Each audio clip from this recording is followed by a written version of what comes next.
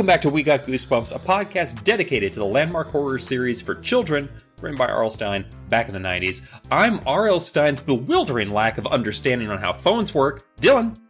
And I'm your local pet shop staff impersonator, and I might be Lion. Travis. You'll get that later, Dylan. You'll get it later. Is he going to be an actual lion? Because I feel like... Close. Oh, boy. Yeah. Oh... On today's bonus episode, we'll be taking turns summarizing each of the short stories from the 2024 collection, Stinetinglers 3. And we're sorry.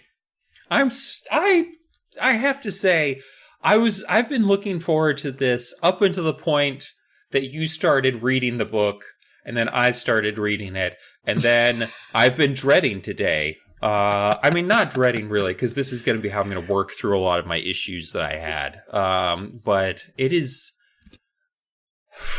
This is not the first two Stinetinglers. It's not. This is. Man, this is a step down. Yeah, this is a step down. I mean, we talked about it a bit. It's like, I don't know, maybe we've just read so many bumps, our standards are just up there. And I thought maybe I've just been jaded by life over the past few months. And revisiting the bumps, I was just in the wrong headspace, but nah. The fact that our text chain for the last 48 hours have just been, bro, seriously, tells you all you need to know. This is a hard set of stories to get through. I was typing up the notes for the stories, and I literally couldn't be bothered to type notes for one of them because I'm already angry. I'm going to have to relive it again for the podcast. I didn't want to have to relive it a second time, like in the middle. Like type it out and just it's so stupid. That's the problem. Is it's so stupid? So stupid. Oh my gosh! Have you ever? I feel like I'm having a series of embolisms thinking about this, but like I'm having trouble. I also watched a very bad movie last night, and so I'm not in a good headspace for talking about pop culture media stuff. I'm in a real bad spot emotionally. Reading these legit made me sad. Like it's like reading our hero's cognitive decline. You know what I mean? It's like reading a letter from your grandma. Yeah, and she says the same thing 3 times in the body of the letter, and you're like, oh, grandma, And then she ends it with happy birthday, but it's 6 months from your birthday. And you're like, oh, no, grandma. At least you could have given me an extra check, but no. She remembered to say happy birthday. Didn't remember that check. Oh, grandma. I hope my grandma doesn't actually listen to this. And she's just like, what an asshole. My grandson is. What an asshole. I sent him 3 checks on purpose. Yeah. I sent Davin. Is it Davin? I sent him 3 checks. I sent Davin 3... Davin? Is that my uncle's name? My uncle's name is David, so it is funny that you would splice our names together. Yeah. Could confuse. Yeah. Luckily for everybody involved, including Travis and me especially, we're only going to be talking about the first 5 stories, as we have in the past. Whenever we do a Stinetinglers episode, we break it up. It's 2 episodes. So the first 5 stories today, which will be Full Moon Sleepover Party. And I can't even get through the title of this story before like, that's the whole story right there. You know what the whole fucking story is. Anyway, the Bad Luck King, the Stray Dog, Fish Food, and the Treehouse are this episode's 5 stories. And next time we'll be talking about The Magic is in the Hat, Oops, which sounds like our reaction to deciding to read this. Snap. I feel like this is going to be the meanest we've ever been. Like, for this book. Oops, I'm Not Becca, The Dream Factory, and Eddie the Fish. Bringing this up to two stories named after fish. Oh, The Flash. Eddie the Flash. Eddie the Flash. Okay, yes. So that's good. Okay, that was your story, so I didn't. Still could involve a fish. Don't rule it out. True. Yeah. I'm excited to read Oops, actually, now that I'm thinking about this, because I was just kind of because I didn't read my stories for next week either, because I could only take my 5 or my 3. I'm shocked that you actually read, Because the first 2 times we did Stinetinglers, you didn't read my stories, and I read your stories. And then this time I was like, I'm not doing extra work this time, especially not for this book. And so I just read mine. And then you're just like, I did triple duty. I read all of them, and then I also wrote my own Stinetinglers. I was trying to be a good student. I do regret it. It did hurt.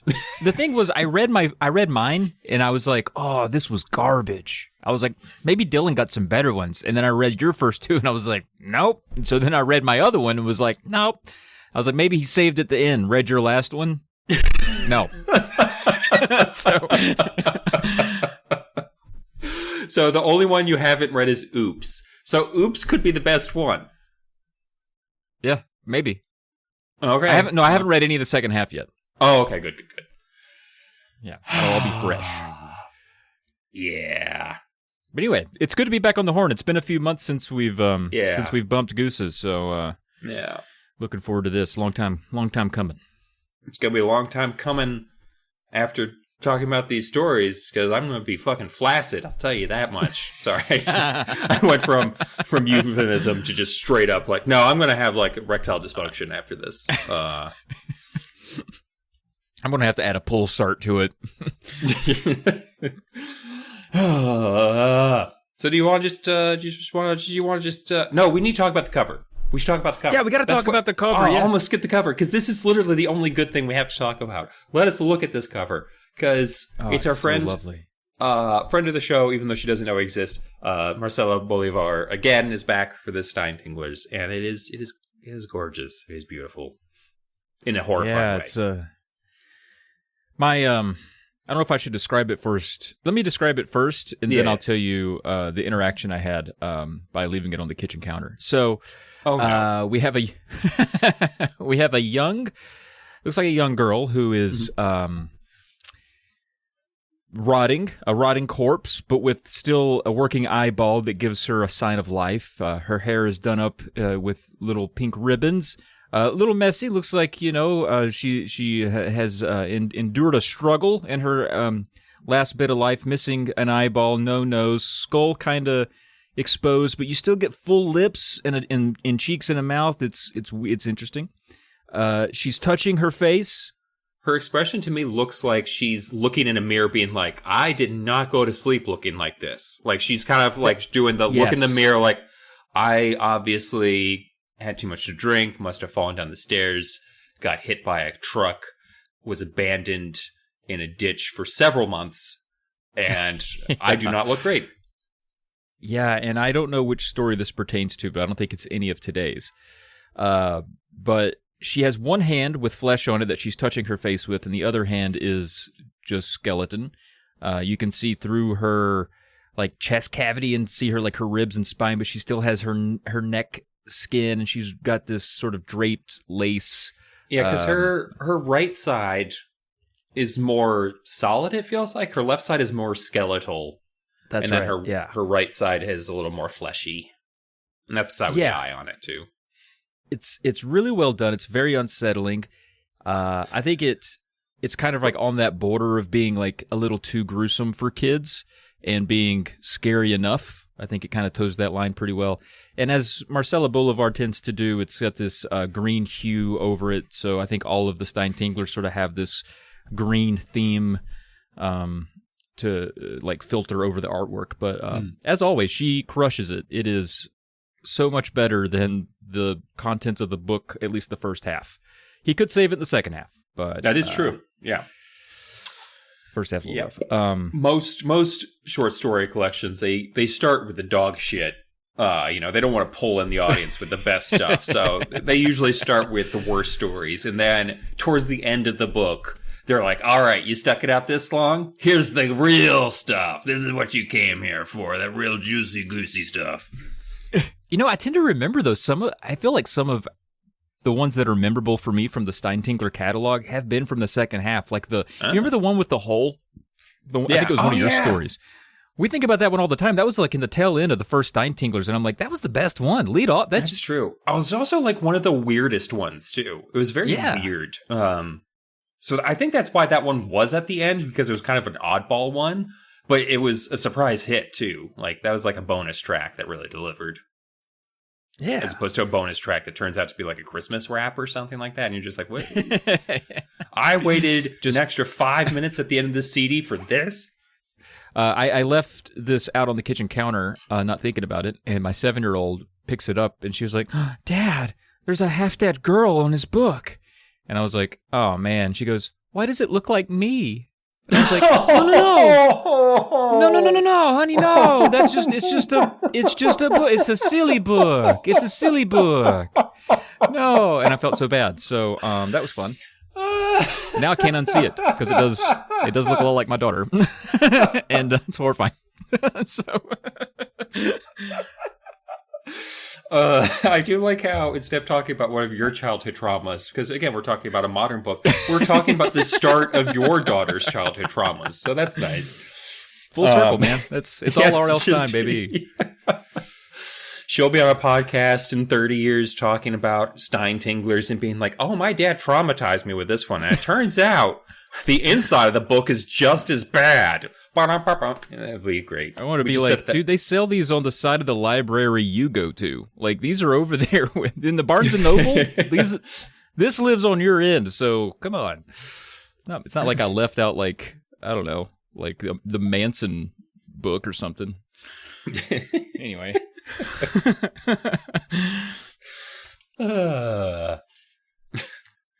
Let's get this over with. Let's start talking about these because I need to. Well, I think it might be worth pointing out that the book is actually written, I believe, for you, Dylan. It's for a Dylan and Mia. Yeah. So, there are a couple points in these stories that feel very at home for me personally, maybe even you a little bit, that got me to the point where I was thinking, is R.L. Stine a listener and he's now trolling us specifically by making us read these shitty stories? Well, maybe for this first one, because the first one definitely, it's close to home. Exactly. God damn. What's annoying about this one that I'm about to start talking about is it's very kind of weird, but that doesn't mean it's like the way it's written is kind of odd, but it doesn't matter. I'm just going to start talking about it. Let's go. Okay. So this one's kind of a weird story because you don't get any names to start. And this is the full moon sleepover party. And in all of these stories, you'll get an introduction from R.L. Stine where he's just like, I got the idea from the story because I need the money. And then you're just like, oh, okay. And actually, I have that here. Do you want me to read that? Do you think that's helpful? Oh, I've got it. I've got it too. Okay. Yeah. Let's put some context on it, I guess, because I like reading these, and then when I read the story, I'm like, okay, I think your inspiration was better than the story. I got to the point with this where it's just like, you fucking made this up. I don't even believe these little stories at the beginning anymore. Like, we're not talking anymore. Like, we're not friends. It's like, RL, I can't do this anymore. Bob. Anyway. When I was in high school, there were 4 kids who sat together at the same table every day in the lunchroom. They had something like a secret club. No one else was allowed to join them. I used to sit at a nearby table and watch them talking and laughing. I wondered, what are they talking about?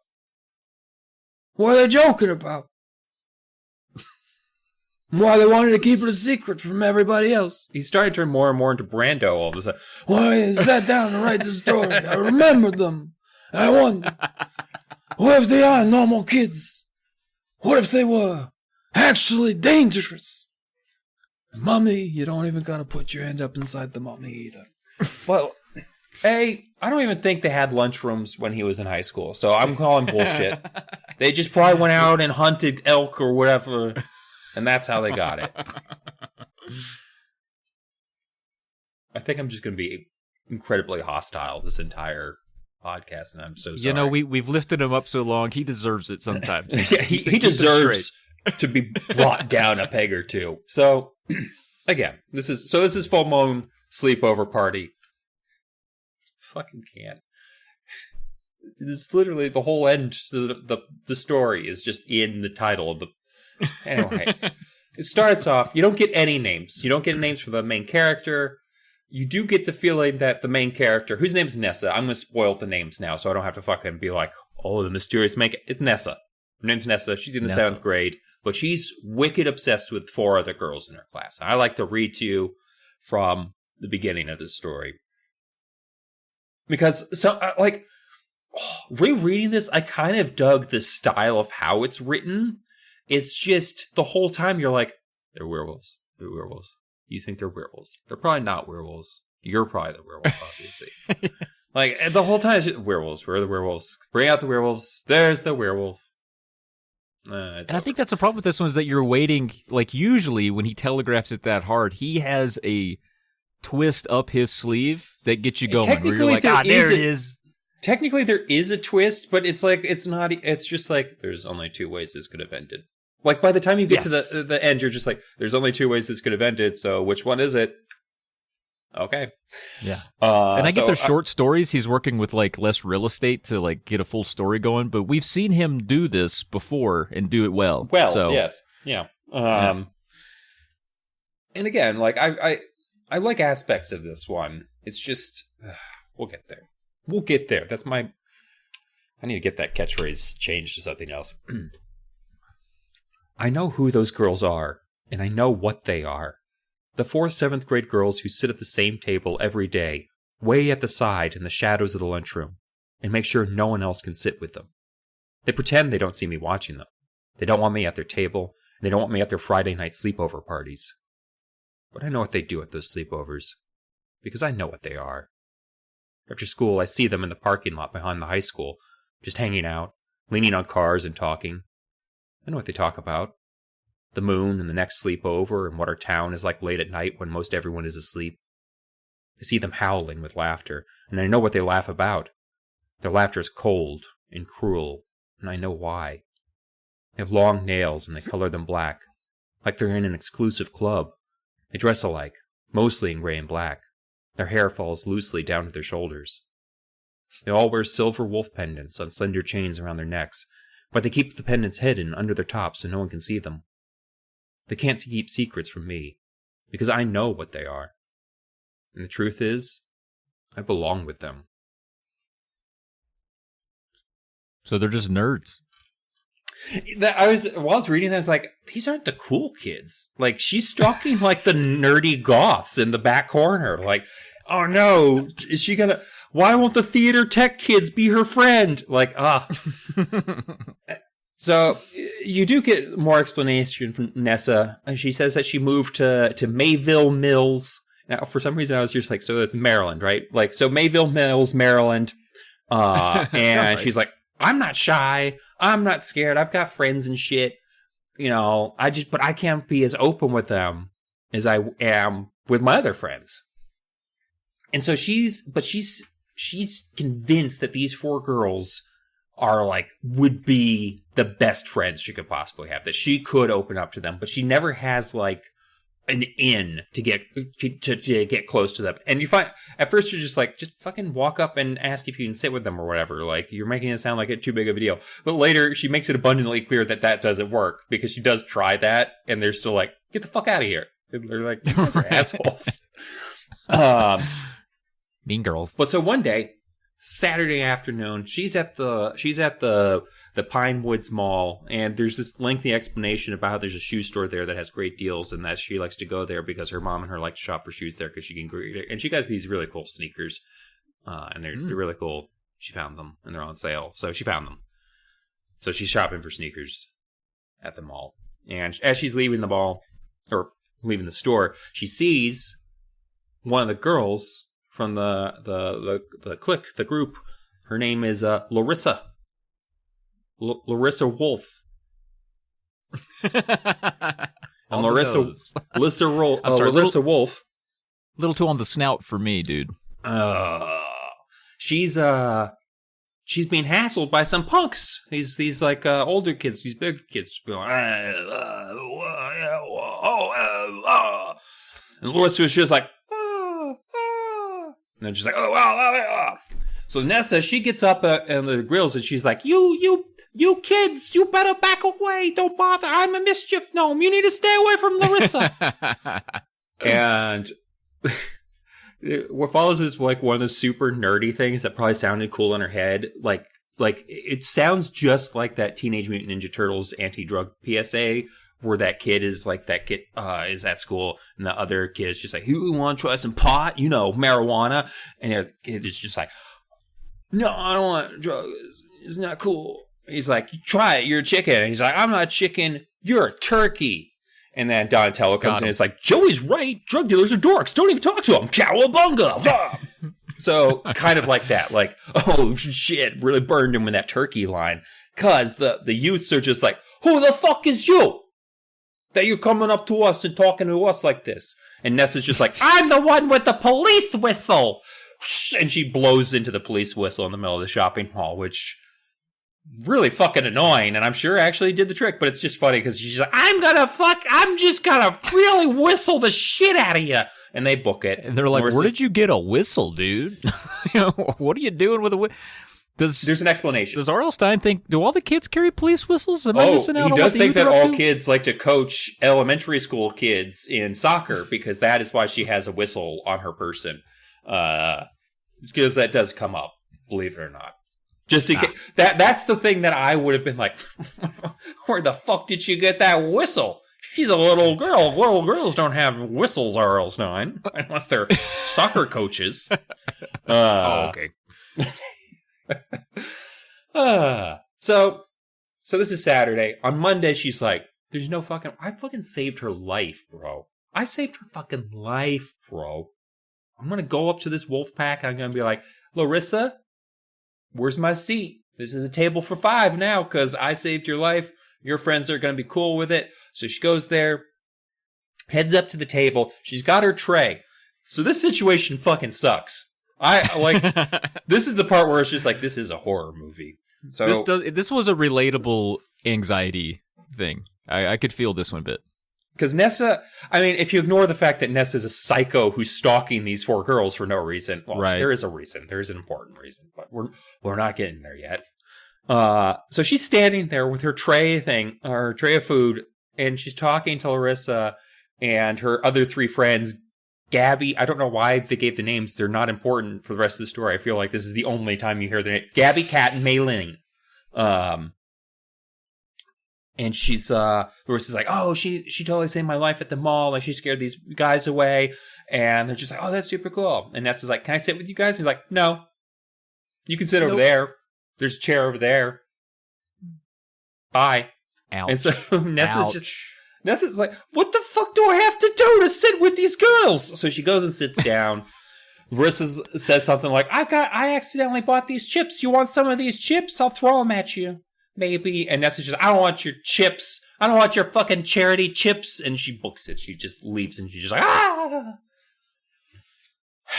That's the scariest part of the story right there, is just being embarrassed by a group of people you want to hang out with. That's the worst thing. And you think you have it in, and instead they just shut you down anyway, and you're just still standing there, and then you have to turn and walk away, and ugh.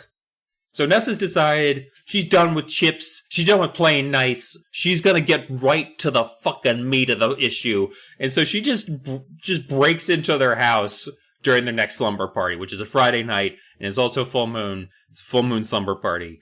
Jesus Christ. What's going to happen? I'm going to tell you what's going to happen. So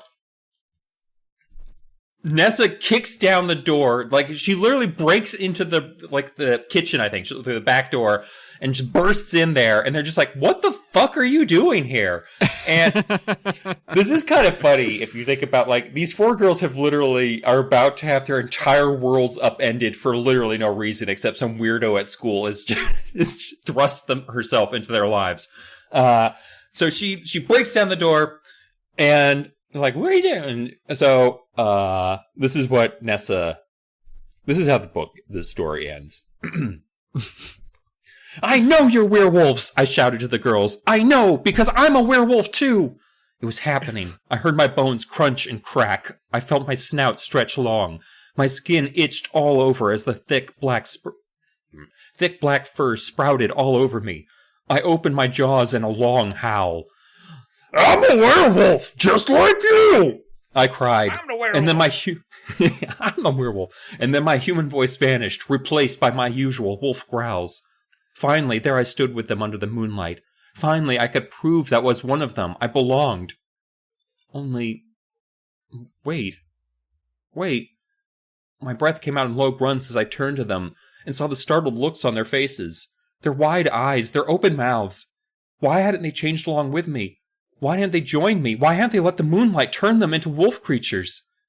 I uttered a growl. They backed away from me. Their faces were twisted in open horror. Their human faces. I could see that they were terrified. Oh no. Oh no. I realized the truth. Is that a low once. moan, you think? No, it's not. It's a low howl. I got it all wrong. All wrong. A total mistake. They're not werewolves. They're the wilf pack. They're the wilf pack, but they're not werewolves. What a mistake. Is that wolves you'd love to fuck? Is that what is a wilf? A wilf. What a mistake. A fatal mistake. How could I be so wrong? They're normal girls, not werewolves like me. And now, here I stood, grunting and drooling, the fur bristling all over my body. Should I attack them now? Did I have a choice? Bomb. Nope, that's it. They're dead. So, I guess points in the story's favor. R.L. Stine once again gets away with killing 4 children without anyone noticing. Yeah. This isn't the first time that he's had... I'm pretty sure in the last Stinetinglers, there's a story about a werewolf child who tore apart an entire birthday party's worth of children. Remember, it was the movie theater. It was the kid whose parents owned the movie theater. He invites them all to the movie theater, and they're still being little shits to them, so he turns into a werewolf and eats them all. Yeah. I'm pretty sure that's Stinetinglers too. There was a whole other story that's... Okay, never mind. Huh. Yeah, I don't know. As you retell this one, I think when I read it, I didn't like it. But now that I framed it more as a comedy and with your retelling, because he writes these very sincere for, I guess, the younger audience. But as you tell it, I'm like, it's kind of funny. So maybe I'm coming around on it a little bit. I'm softening a bit. I mean, if anything, this is maybe one of the better ones of the first 5, if not the best. I think it's the best out of the 3 I read. Yeah. Okay. So, but considering one of those stories is so bad I couldn't face it again, I don't know if that's saying much, you know? I fucking can't, man. I don't want to talk about it.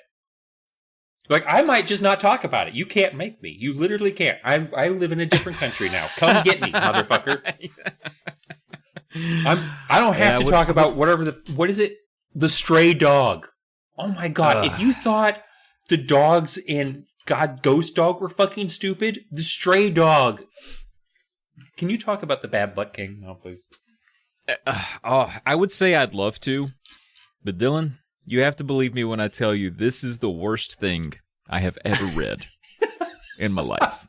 I am excited to get your rendition of it. I am going to read it later because I won't be able to mark this on Goodreads unless I actually read the whole book myself. Right, same. Which is why I read your stories. Yeah. We have that kind of tism. Yeah, this one was rough. When I got to the end of this one, I actually half hoped that you would read it too, so that we could commiserate, because the ending is so much like the Mischief Gnome ending that that's why I really thought you would appreciate it, but that we would both dunk on it pretty hard. So let me just get into it. I mean, right? I'll still help you dunk. Oh, let's dunk. Yeah, this is going to be alley-oops all day. So an interesting thing about this story is it has some pointed details that resonate with me. Like, for instance, one of the main characters shares my daughter's name, which also happens to be on the cover of the book as a corpse. Also, there's a bit of a video game... Earlier, when you were just like, I wonder if R.L. Stine's making a pointed message at me by having a picture of your dead daughter on the front of the book. She's like, you better fucking stop cracking wise about me, Travis. Yes, like, I'd hate to have to end your family. Jesus. It's what it feels like. So Bob, it feels like. come on, Also, Jovial there's Bob. Can we have Jovial Bob back? Like, yeah, please, man. He's in his old age. He's getting violent. There's also a video game collector in here, and R.L. Stine throws some shade at it, and that's where I was like, dude, he's attacking us. He's attacking us. He knows. He's like, who's got goosebumps now, motherfuckers? All right. So we got the Bad Luck King. All right, we got Lou. That got me. Lou, his sister Ella, and they're going to be visiting their Uncle Philip. And Which Dad is your and Mom daughter's have been right. And She Dad goes and by Mom Uncle have Philip. been. She does. Sweet gal. Dad and Mom have been talking up Uncle Philip. They're like, oh, you're going to love Uncle Philip. Oh, he's so good. And Mom's like, oh, yeah, he's a hoot. You're going to love Uncle Philip. He's great. The kids haven't met him, but they're going to be staying with Uncle Philip. Uncle Philip has a big house, and he's a bit of a collector. Okay, he's got all kinds of things. He's got various statues, memorabilia. It's basically a museum of all his travels. And so that's why he's kind of got this cool factors, because he goes around the globe and he finds little trinkets and little things that he keeps, and he brings them home to his house, which he's converted into a museum. And Lou likes that because he's a bit of a collector too.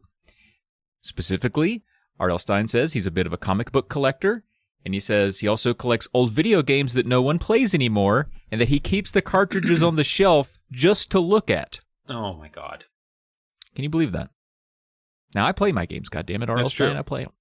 Yeah. All Well, right. maybe he's agreeing with you that people who don't are garbage people. I mean, so far Maybe. This sounds like a great Goosebumps book, because this sounds like it's, you're visiting the relative that actually sounds like he might be pretty cool, or a hoarder. Like he's gonna end up on like one of those news reports that's just like, local man dies and 3 firefighters crushed under debris as they try and get his corpse out from under these newspaper piles. More at 11. Like, is that like how you feel about Uncle Philip, or do you think it's like an actual, he's got shelving with like labels on things and, I mean, it's an exciting setup. I like the idea of meeting a fun uncle. It reminds me of was like the Lemony Snicket story when they get left with, I guess, the benefactor guy, and I don't know. There's some fascination with just a cooler guy, cooler family member. So anyway, they're getting ready to go visit this guy, and their dog Taffy. They got a little dog named Taffy, and he's going to be coming along with them to visit Uncle Phil. And so they head on down to the train station. This is a train family. They take trains places, so they're going to the train station. And Dad gives Lou something to give Uncle Phil. It's a 4-leaf clover in a little plastic holder. Like, imagine like a little thing you put like a baseball card in, a little plastic holder there. It's got a 4-leaf clover in it.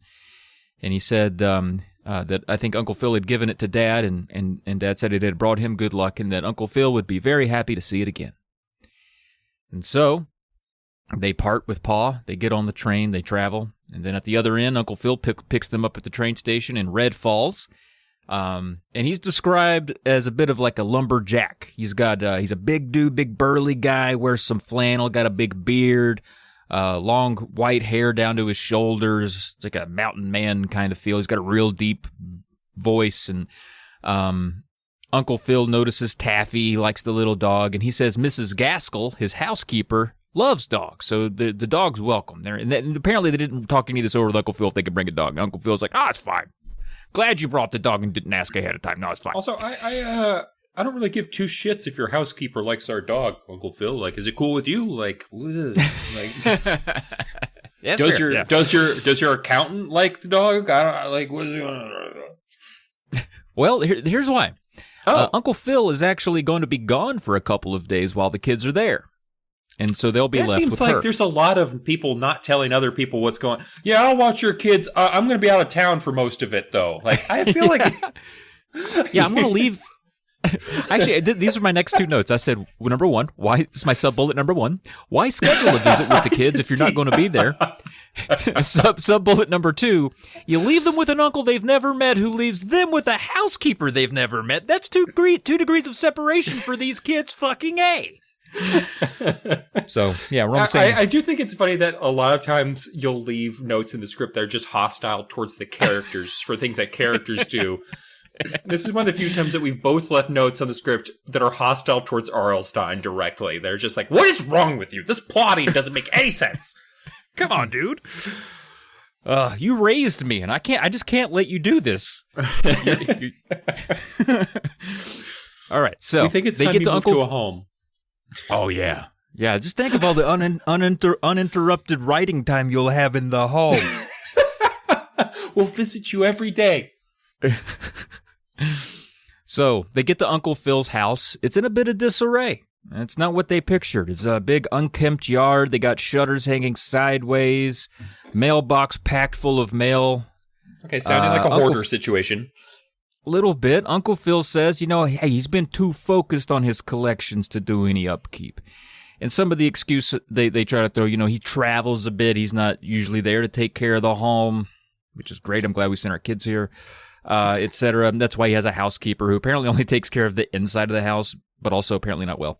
But before entering, Uncle Phil, he says, now be careful. Yeah, what the fuck? He pays a woman to clean the house and his house still looks disheveled?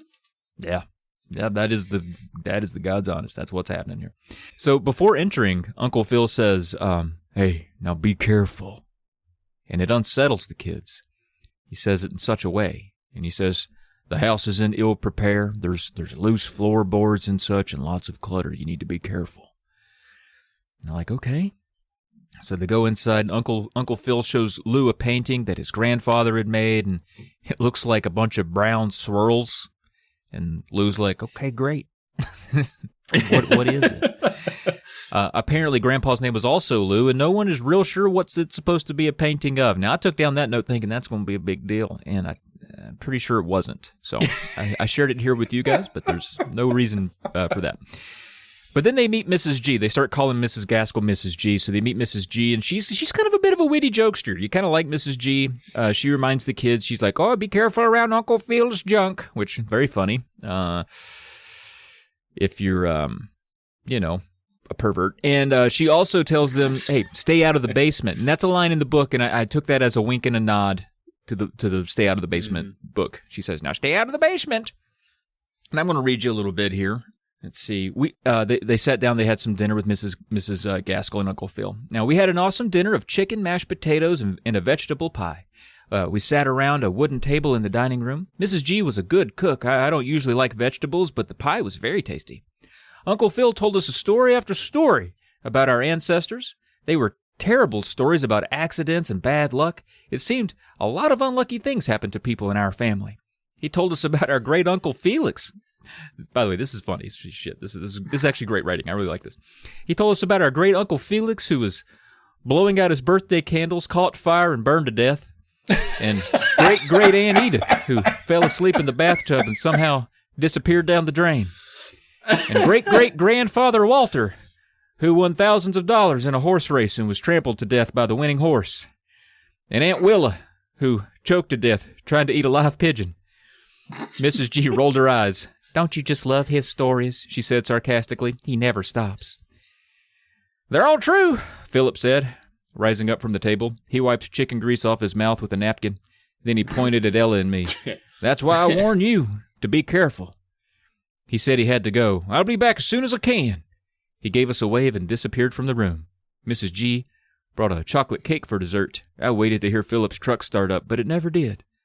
Through the dining room window, I could see it sitting in the driveway. How did our uncle leave the house? I wondered.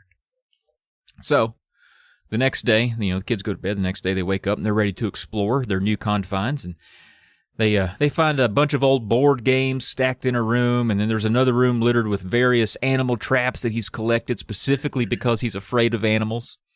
Aggressive. And they say, well, it's best to keep Taffy out of here. It wouldn't be good for the little dog. One room, this is crazy to me. One room just had pictures all over the walls of burning buildings. Isn't that creepy? I thought it was pretty creepy. Fun little detail. Jesus. Yeah. Is he? Does it turn out that Uncle Philip is the fucking whatever Magog? We will see. Oh boy. I'm not even excited. Yeah, I know, right? The whole day, they just explored the house, which actually sounded pretty fun. This is kind of where the fun of the story kind of stops. Up to here, I was kind of like, okay, we've got some promise. It starts to go downhill around here, I think. So the next day, the kids go outside to find the dog because the dog wasn't in the house with them. Miss G said she had let the dog out. She was furiously digging in some weeds when they found her. And when they find her, she's uncovered a wooden statue about the size of a football, and it had horns and was wearing a little jacket. And they were like, what is this? Aww. What did we find? And so they take it to Miss G, and they're like, maybe she knows what it is. And Mrs. G, let me get here. It says, we found her in the kitchen. Her eyes bulged when she saw what I was carrying. Oh, merciful heavens, she cried. Get that imp out of here. Imp? Ella and I both said at once. That's Magoo the malicious, she sputtered. Her face turned even redder than usual. Bad luck, very bad luck. She waved with both hands. Quick, put him back where you found him. We don't want bad luck in the house. Ella and I squinted at the little statue. I think she and I were thinking the same thing. Mrs. G must be very superstitious. There's no such thing as an imp that brings bad luck. Bury him, before something terrible happens. Mrs. G cried, frantically waving her hands. I carried the statue out to the kitchen door. Ella followed. You're not really going to bury that thing, are you? She asked. I shook my head. No way. We have to show it to Uncle Phil. He'll tell us the truth about it. We waited for Mrs. G to leave the kitchen. Then Ella and I sneaked back into the house and carried the wooden imp upstairs to my room. I slid it under the bed so Mrs. G wouldn't find it. Let's take Taffy for a walk, Ella said. I don't want to explore any more weird rooms today. Good idea, I said. But on their way down the stairs, wouldn't you know it, Lou trips over a little wrinkle in the carpet, falls on his wrist. Mrs. G says they're going to have to take him to Dr. Reiner because it looks pretty bad. It's starting to swell. All right, so he tripped, fell down the stairs, hurt himself. So they take him on the way to the doctor, actually, Mrs. G's like, did you bury that statue? And he lies. He's like, oh, yeah. Yeah. Okay. So they get there. Dr. Reiner takes an x-ray. His wrist is broken. What bad luck. God damn. Yeah. So as they go to leave the doctor, Mrs. G gets a flat tire. She's like, goodness heavens, we're having a bad day. And it takes an hour to get it fixed. And then back home, they don't see the dog. They can't find Taffy. Mrs. G screams from the kitchen. She had left the stew on the stove. It bubbled over into a flood of lumpy mess. Takes an hour to clean it. And they still can't find the dog. Ella tells Lou that while she doesn't believe in bad luck imps, maybe they should bury this thing anyway. And Lou's like, you know what? Probably should. All right. We're down our wrist and a dog. Better go ahead. And so Ella stew. tucks it under. Yeah, we've lost the stew.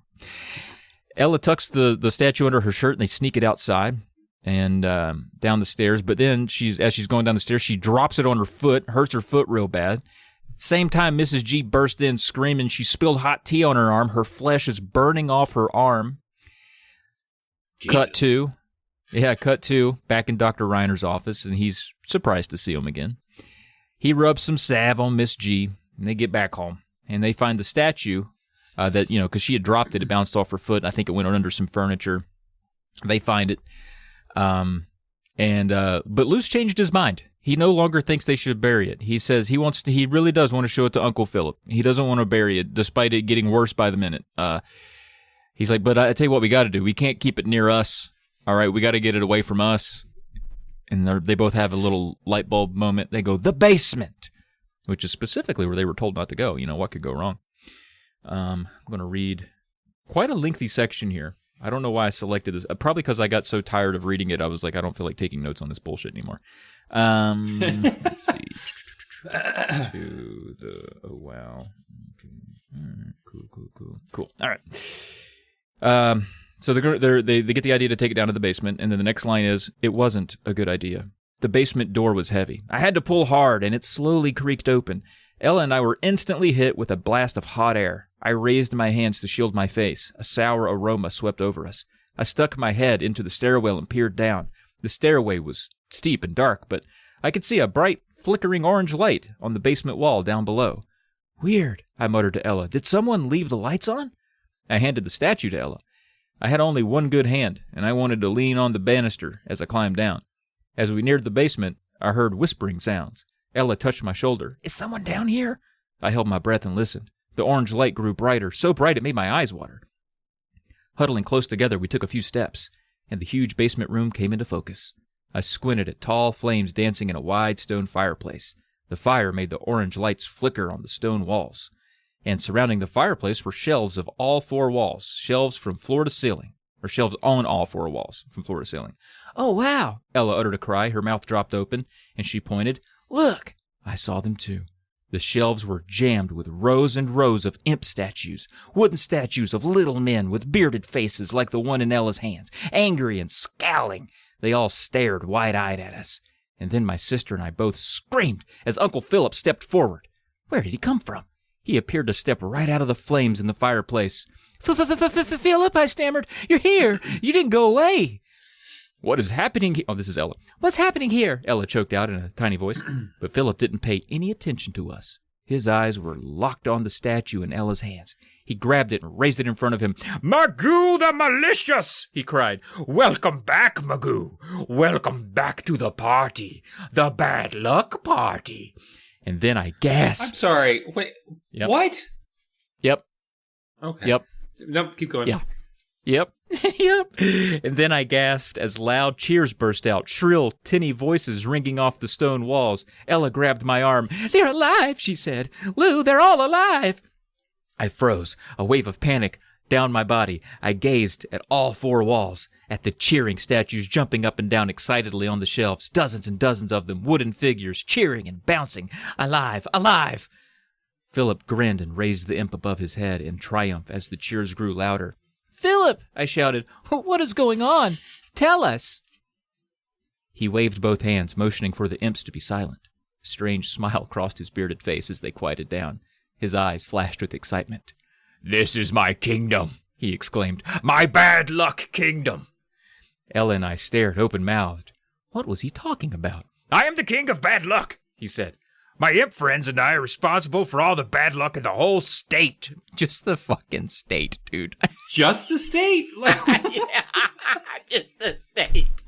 The whole state. They're probably in Delaware or some bullshit. His smile faded. "It's an important job, but someone has to control the bad luck."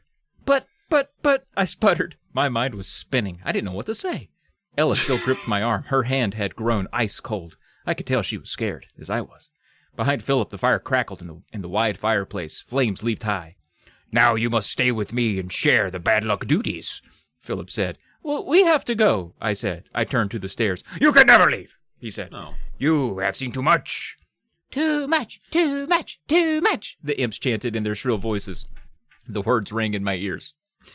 We spun away from Philip and started to race to the basement stairs. "Too much, too much, too much," the imps chanted. We both stopped short as Miss G opened in the middle of the stairwell. No, Miss G appeared in the middle of the stairwell. "Oh, thank goodness," Ella cried. "Help us," I shouted to her. "Save us from him." But Miss G stood still, blocking our way. Her eyes narrowed at Ella and me. "You made me burn my arm," she said. "You two brought the bad luck to me. Merciful heavens, do you really think I will help you escape your fate?" I turned to my sister. "She isn't going to help us," I murmured.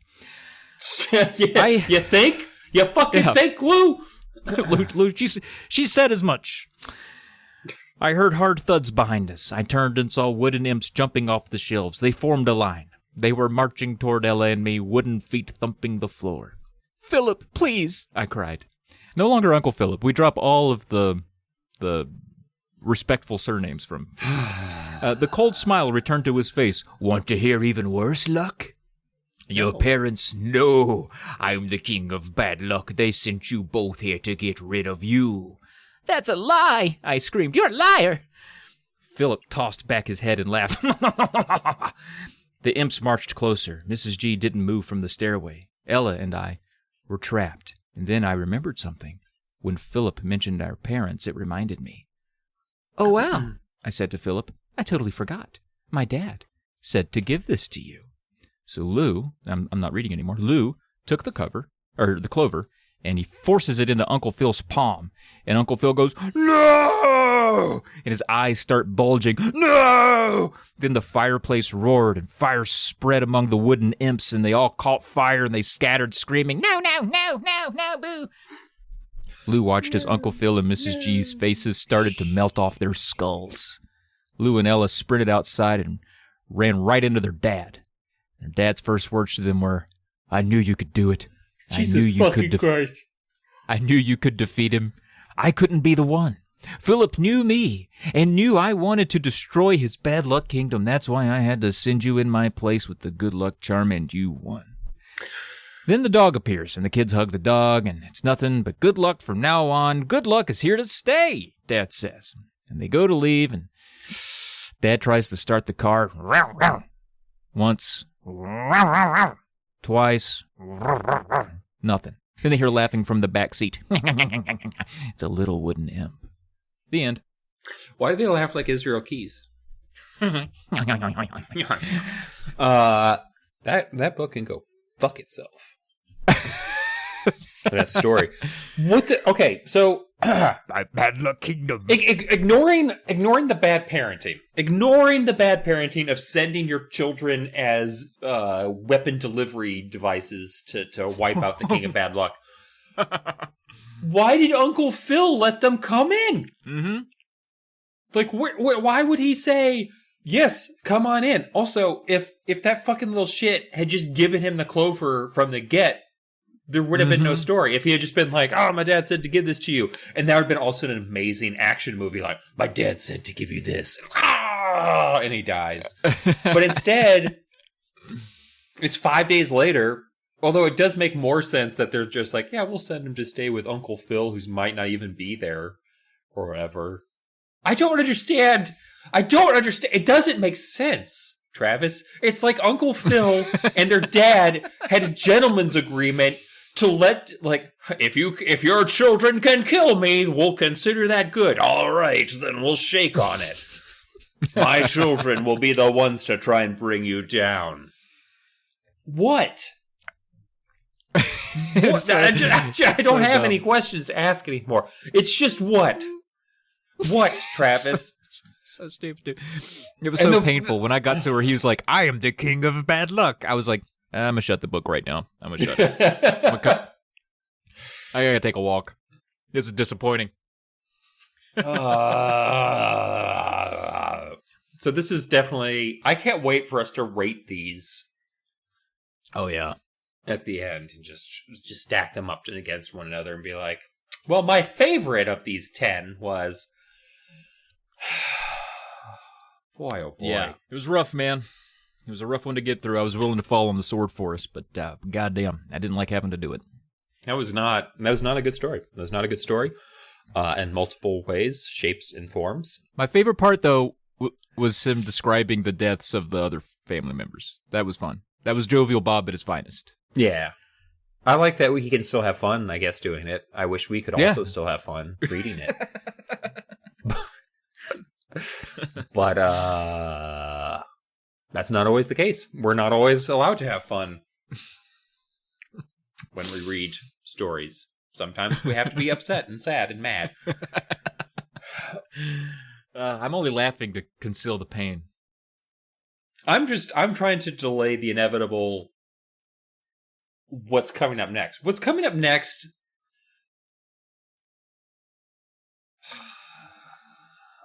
might be my least favorite thing he's written myself. Like although hearing what you just described makes me think like maybe I'll like that more. But I don't know. This one is what's coming up next is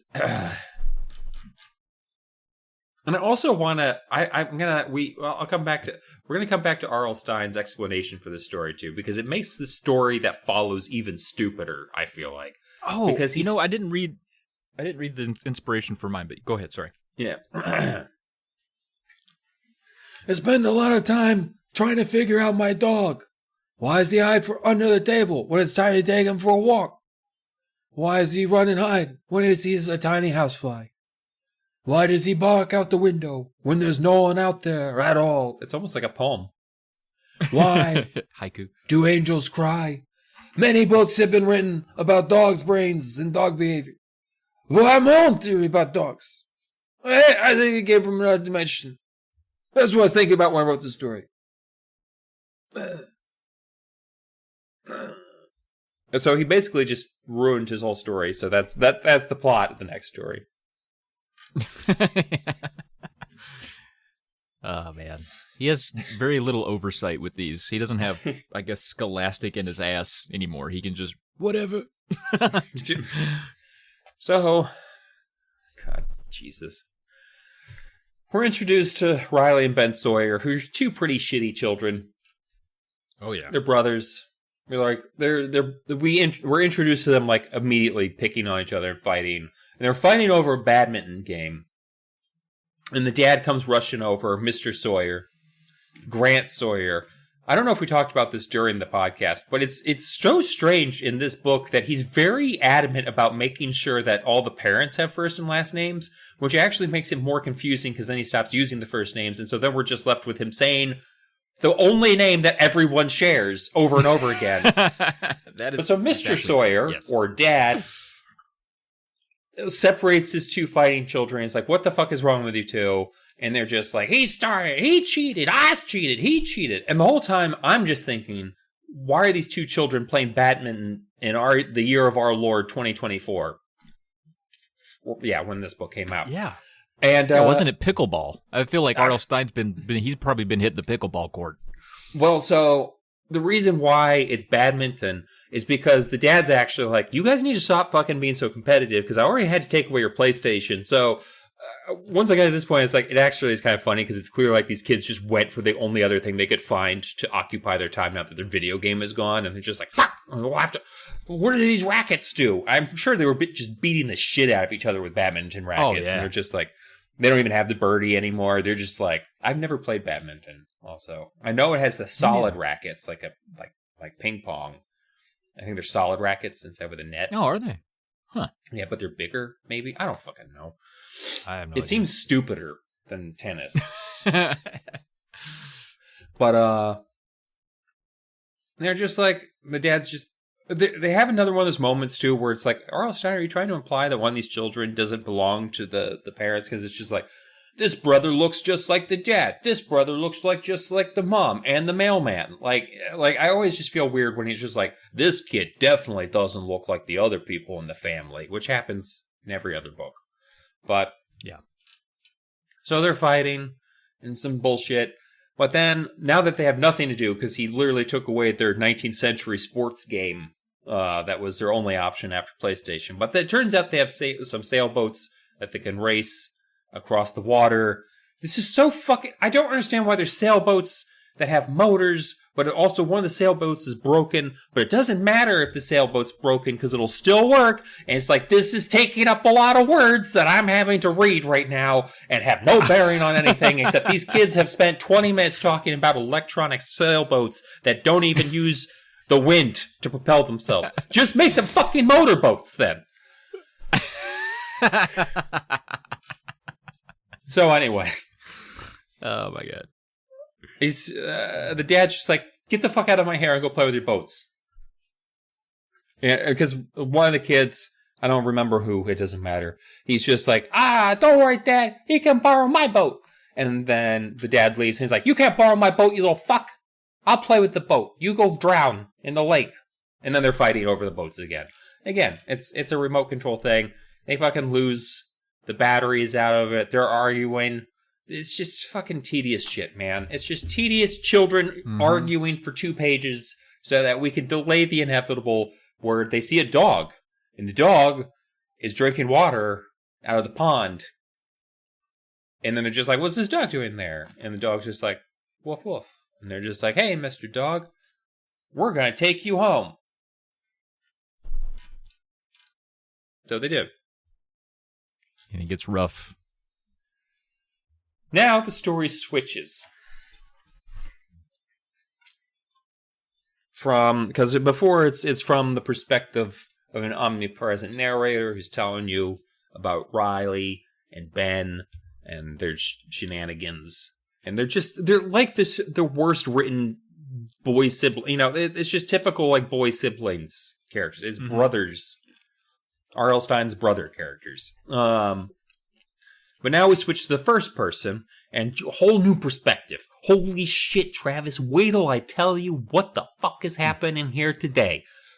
Let me know. My name was Rimney 12 in my dimension. What? Oh boy, here we go. Okay, so this is really fucking. I mean, there's some aspects of this that I think are amazingly stupid and hilarious at the same time. So we find out Reenmi, and I'm sorry, I might be saying this wrong. It's Reenmi, and I don't actually know pronunciation guides for languages from Realm 132, which is where he's from.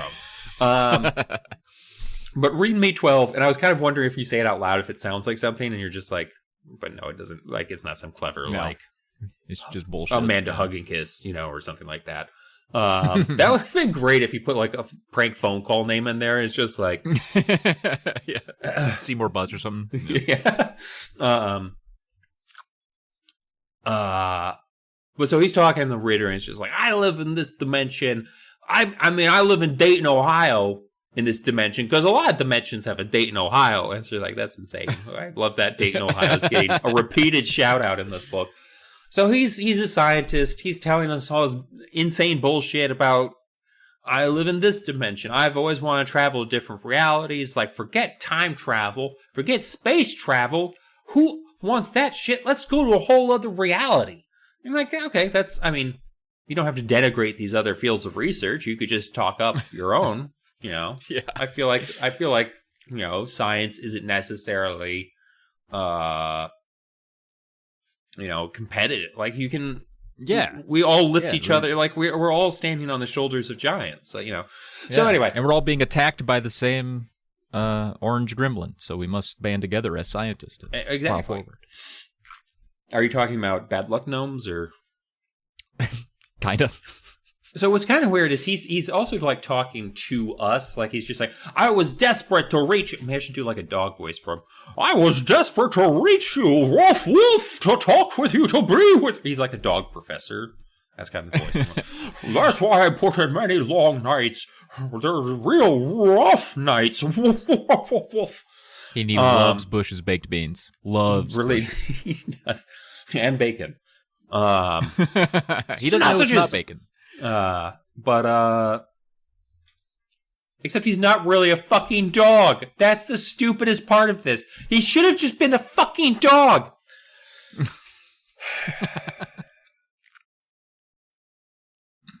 So anyway, he's talking about he's working on this project to travel through dimensions. His friend Gory 6, I don't know, whatever. He's talking. His friends have come to meet him. They're all just like, we think you'll do great. Not really. Like his lab manager says that she promised she would scatter my bones in the ocean after they pulled you from the travel box. It's just like, that's not funny. That's fuck you. All right. So, he's got some people who are just like, your fucking travel device is bullshit. Can't work. And that's his boss. His boss is like, this won't work. And he's like, you fucking give me a different job then, because this is my job, is making dimensional portals. So there's all this stuff where it's just like he has to go alone because the box is too small, so he gets into this tiny box, and there's this annoying thing that some R.L. Stine does where he's just explaining too many things where it's just like, I couldn't make the box any bigger because of the energy cost involved. It's like, who gives a fuck? Can we just get on with this story? Like, this isn't necessary to move this along. So he feels it working. They turn it on. He's like, and he starts to change. His body starts to change because he realizes at some point that he can't just travel to another dimension all willy-nilly. That's crazy. You gotta be in a form that fits in that dimension. So we don't even know what Reenmi looks like or how he might be a normal person. I don't want to say normal person. That seems very, like I don't want to be. He could be a bad lunk imp, or he could be a human. He could look like humans. He could look like Martians. He could look like anything. We don't know. All we do know is that he changes on the way to our reality, realm 6295, 6295, whatever. And so he's changing, and he like, it hurts. It's so painful. It feels like I'm on fire. It's awful. I'm turning into liquid. My bones ache. That's me at 41, dude. Yeah, that's just waking up in the morning. Go fuck yourself. So go fuck yourself. He wakes up, knocks open his travel box. He's just like, let's take a look at this whole new world. Oh, God damn it. A whole new world. So he's super excited. And I do like the fact that he loves exploring. He's just like, I'm the first person to experience this I'm the first person to breathe this air. And he talks about exploring, seeing the grass and seeing the sky. And he's like, oh, I'm walking on 4 legs now. This is kind of weird. Again, he just randomly is assigned a form, I guess. Like, he travels from A to B, and the universe is like, you will be a dog. And so he's like, I wonder what I look like now. And so he goes hopping over to a body of water. He looks into the water, and he's just like, I'm a dog. Like, he knows what a dog is. So that's weird, too. Yeah. He's in Dayton, Ohio. Oh, because he studied Dayton, Ohio. Yeah, he studied him. But so he's like, I'm a dog. Look at me now. That's crazy. I've got this fur. I've got these little pointy ears. That's amazing. Why wouldn't he just turn into a person? Why wouldn't he just be a person? So I don't know. Could he have also just been a mosquito? Like, we're kind of lucky. Well, I guess he's not lucky he was a dog given how the story goes, but I guess there were worse things he could have been. Too. Yeah. If he turned into an elephant, then he couldn't have gotten back into the travel box. He'd be trapped here forever. It's fair. It's true. He's and then what comes up is this moment that's even crazier to me, because he sees this pond and he's just like, we don't have water in my realm. It's just like, what the fuck is your universe like? Can we go back to your universe that doesn't have water? Like, I want to hear more about that. So he's decides to try and drown himself because he's never experienced water before. He shoves his whole head under there. He's like, oh, this is great. I'm honestly surprised he didn't die under there, because I don't know how he studied our universe. Is he looking through a telescope? Is he picking up radio transmissions? Whatever. So he sees these 2 shithead kids walking his way, and if you don't remember, their names are Riley and Ben Sawyer. So that's them. Spoiler alert. Okay. So this dog, a.k.a. Rain Me 12, I guess it's still his dog, he goes up to them, and he's just like, hello! Except it doesn't come out hello, it comes out rough, rough. And he's just like, whoa, nice to meet you. And then he's like, rough, rough, rough.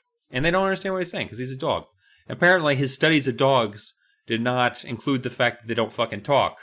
Because then he's just like, shit, this dog form doesn't let me talk. And it's again, why are you a dog? Why is he a dog, Travis? And the whole other thing about this is, he's a dog. I get it. The whole premise of the story is dogs come from another universe and they act weird. He's done nothing undog-like or weird. He's been drinking water. So it's not even a good explanation for why dogs are weird, because he's doing nothing strange as a dog. You know, he's not being like the kids in the Ghost Dog where they're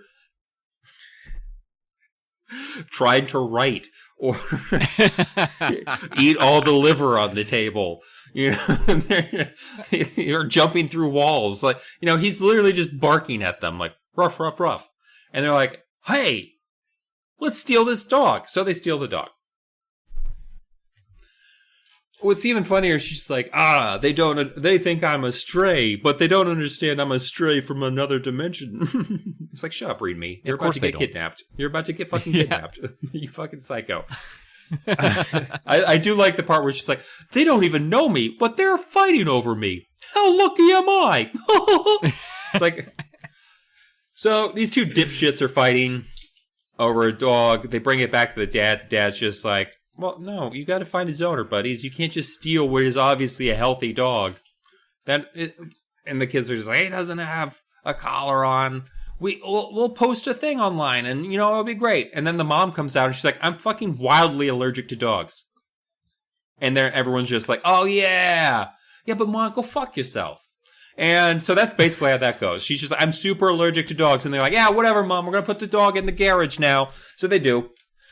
And I also like how she's constantly like, it's the fur. It's like, it's not their personality. I didn't think you had, like, you know, a stress reaction to a dog's personality. You're just like, or like their tears. Like most people they get allergic to dog tears. But she's special. She's allergic to dog fur. No, you fucking psycho. So Mr. Sawyer, Mr. and Mrs. Sawyer Well, we don't know that that's Mrs. Sawyer. We just know it's their mom. Mr. Sawyer could be banging some other chick, and she's got her own kids now, and like he's dad technically, but he doesn't want them to call him. So he's like, you can call me Mr. Sawyer.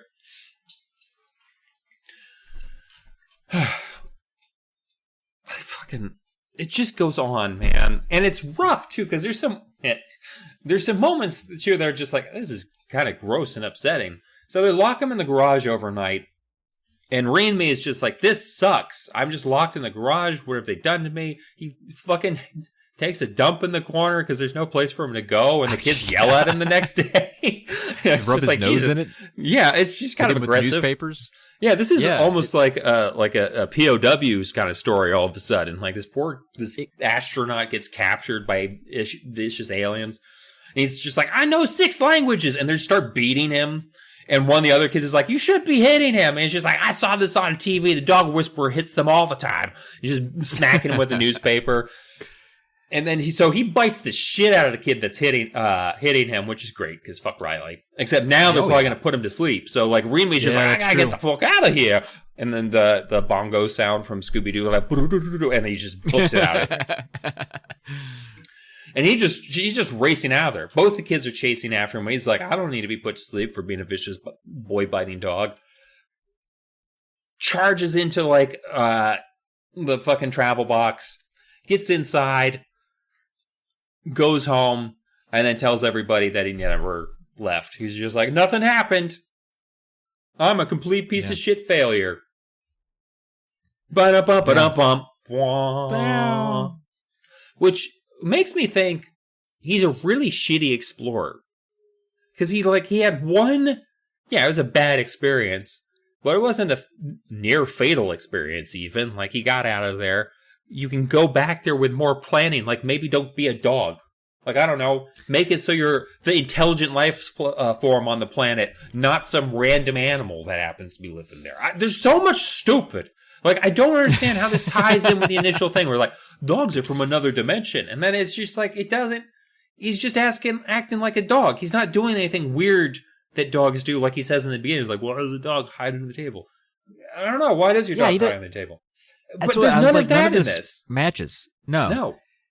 There's not really like, it could have been a fun, like, exploration of a dog, the way they think and what they might do. He could have, like, gone there more, but no, he turns into a dog, like, over halfway through the story. The dog gets beat by 2 kids and runs and goes back home. Like, it's such a sad... I guess the tragedy is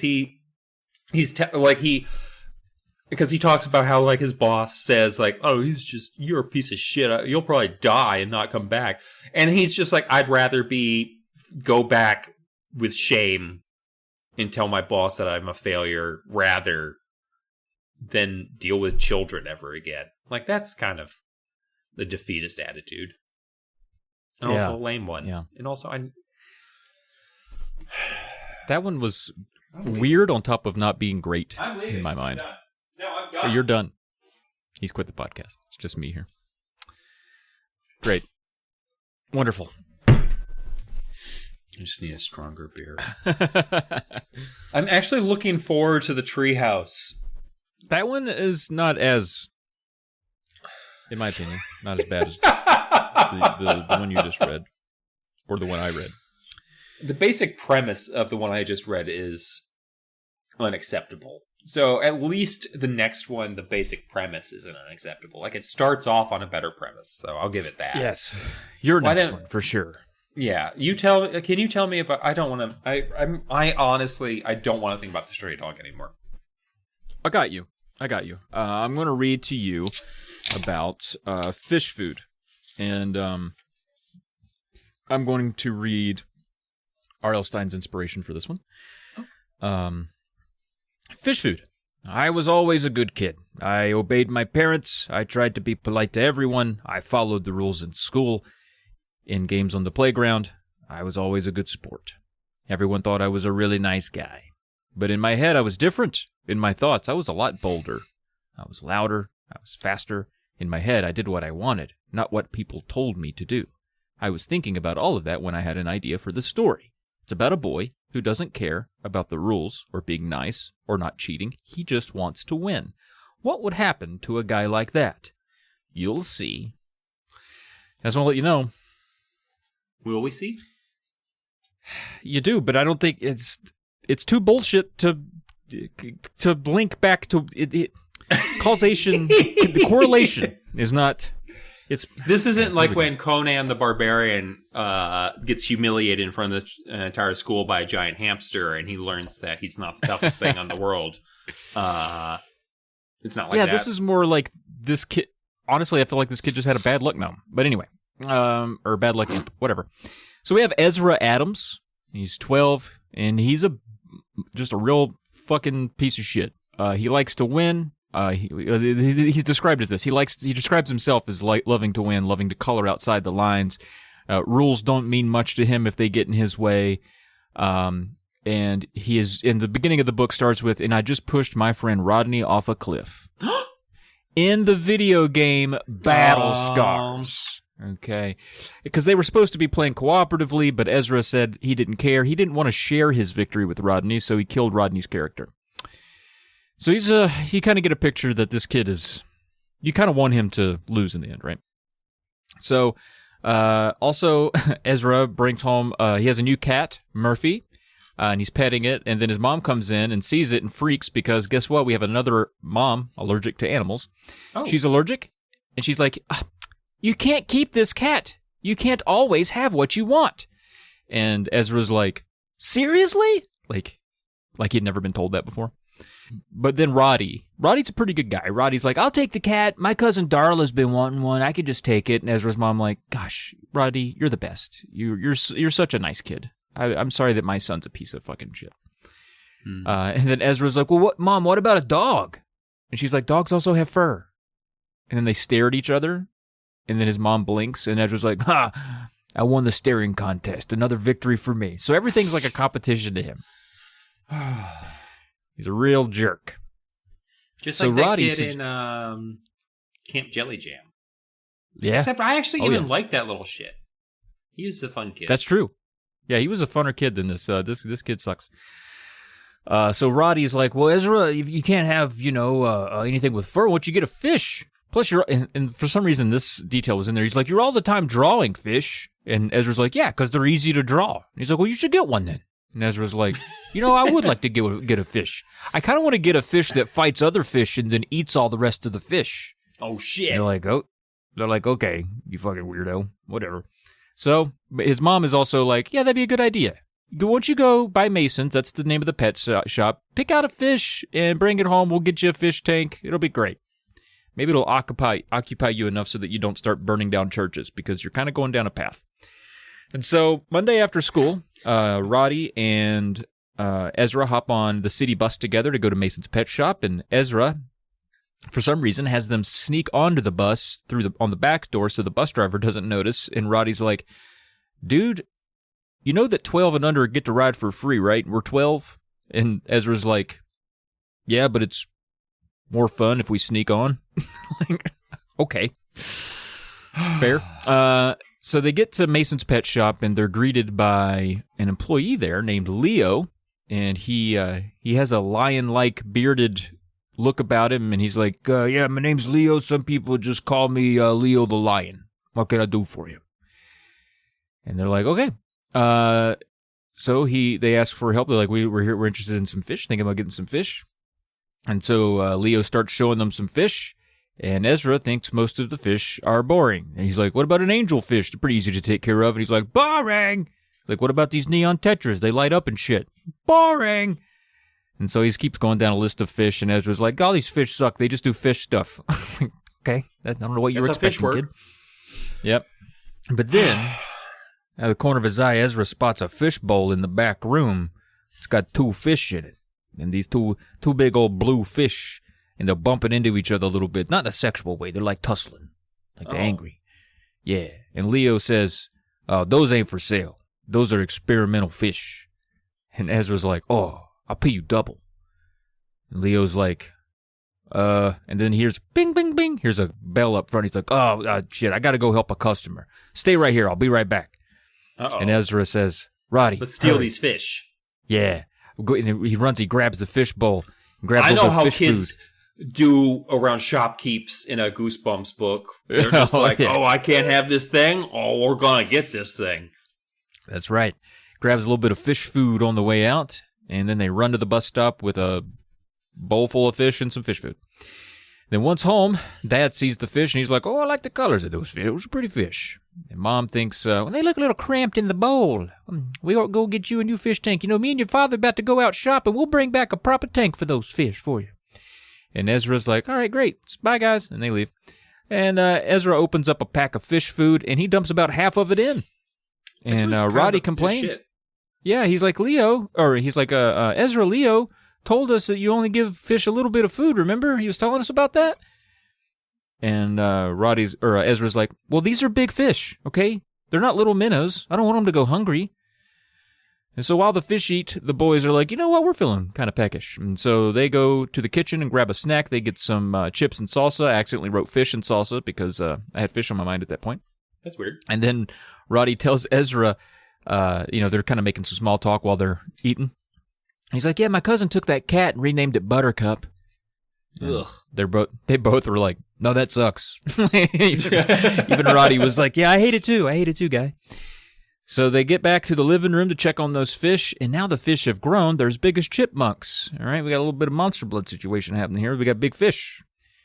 They need a bigger bowl. All right. So the fish, they're pressed up against the glass. Okay, it says they're moving their mouths open and shut because it looks like they're gasping for air. And I was like, that is not how fish work, but okay.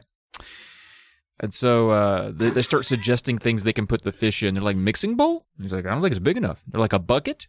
Like, I don't think it's big enough. Like, what about 2 buckets, one for each fish? And like, good idea. So Ezra runs to the basement to fetch a bucket, and he comes back, and he has a bucket full of water, and one fish just leaps out of the bowl into the new bucket, just nice. Drenches the rug. And then the fish appear to keep growing and growing, and they start leaping from bucket to bucket. Skabloosh, skabloosh, skabloosh, skabloosh. One misses, lands on the carpet, flapping around all fish-like. Oh, no. Ezra dives to grab it. I won't get it. It has 2 rows of teeth, and it bites him on the wrist. Then he goes to grab it off the floor again, slippery little sumbitch, and it bites his other wrist. But now he manages to get it back into the bucket, and with 2 mangled wrists. And then Roddy's like, Ezra, you got to call the pet store. You got to call the pet store and ask Leo what we should do. And Ezra hesitates, but Roddy ain't taking a shit this time. He's like, you fucking call him now, or I'll kill you and your whole family. Ezra's like, all right, shit. So, there's actually Ezra dials Mason's, and a woman answers. And he's like, I need to talk to Leo. Hurry, it's an emergency. And she's like, no one named Leo works here. Oh, no. He's like, yeah, huh? We got your experimental fish. And she's like, what experimental fish? Do you want some guppies? We got guppies. So Ezra hangs up. He's like, no, you're not. Click. So back in the living room, he gets back to the living room and sees this is fun. 2 coffee tables are flipped over, and Roddy is thrashing on the floor screaming for help because both fish are now as big as sharks, and they have each of his wrists in their mouths, thrashing around. Where are these fucking weird-ass wrist fetishists? Like, there's other parts of the body. I know. Ezra helps free him, and they run outside just in time to see Ezra's parents pulling into the driveway. And then this is Dad's... I don't know if he's just running out of steam with the dialogue, but this is what Dad says upon seeing him. Dad greets him with, what's up? We got you a very nice fish tank. I just thought that was funny. Just, this kid's soaking wet, dripping blood. What's up? Got you a good fish tanker, kid. Yeah, both children, one of whom's not his, bleeding from wrist wounds. Yeah. Yep, and the boys warn them. They're like, don't go in the house. The fish, they're the size of sharks. And the parents are obviously confused, but they proceed. And once inside, the boys hear the adults laughing. Oh, those scamps, those boys, I tell you, they're really something. Then the boys go in because they're like, why are the parents laughing? And then they see the fish in the original fish bowl together, just swimming in circles, normal size. And Ronnie's like, oh, fuck no. He just burst outside and just runs home. That is a smart kid right there. He's just like, I don't need to know the explanation for this. I just need to get the fuck out of town. And the thing I like is I think the way it's written, Ezra, like, he burst out the door and then waits a few seconds, and Ezra just sees him running in the distance down through the window, like just still full speed running seconds later, just sprinting home. And so Ezra peers into the bowl, to look at the fish, and the two fish stare back at him. And he says, because his dad's like, "You boys, a bunch of jokers you are." And he says, "Actually, they were the jokers, the fish. It was their joke. And now they stared out at me, and a wave of panic washed down my body. Did I have a good reason to panic? Were they waiting for the right moment to grow large again, to attack again? Do I have to be afraid from now on? Will I ever be safe from them? Or will I be fish food one day?" I lowered my face and stared into the bowl, and one of the fish winked at me. Like, dude, just flush them down the fucking toilet. Yeah, immediately. Pour antifreeze into the water. Do something. Kill them. So yeah, I mean it's kind of a fun ride. It's got a little bit of a Monster Blood energy to it. No, whoa. No, but bum. That's over. It's done. no, it's not. There's still story left. That's not done. You can't just stop at the end and be like, "Yep, that was the end of it." It's like, what the fuck's going on with these fish? This is literally the first 6 chapters of a Goosebumps book, and it's just like, we're done. Yeah, that's not an ending. That's just not an ending. That's not. He just stopped. He literally just was like, "It's long enough." It's like, it's not, because there's still story. You can't just. Yeah, the fish are still in there. Like there's more to talk about. Yeah, are they magic growing fish? Like, did they shit everything out that he fed them, and that's why they're small now? And like, and what's up with what does Leo? that have to do with him being always wanting to win things? And why is there 2 fish? Why isn't it just one fish doing weird shit? I don't. Where's Leo? Why was he there? Why was he a lion? And why did he disappear and never worked there? Oh, lion. Yeah, he was lion. Yeah, thank you. Gotcha.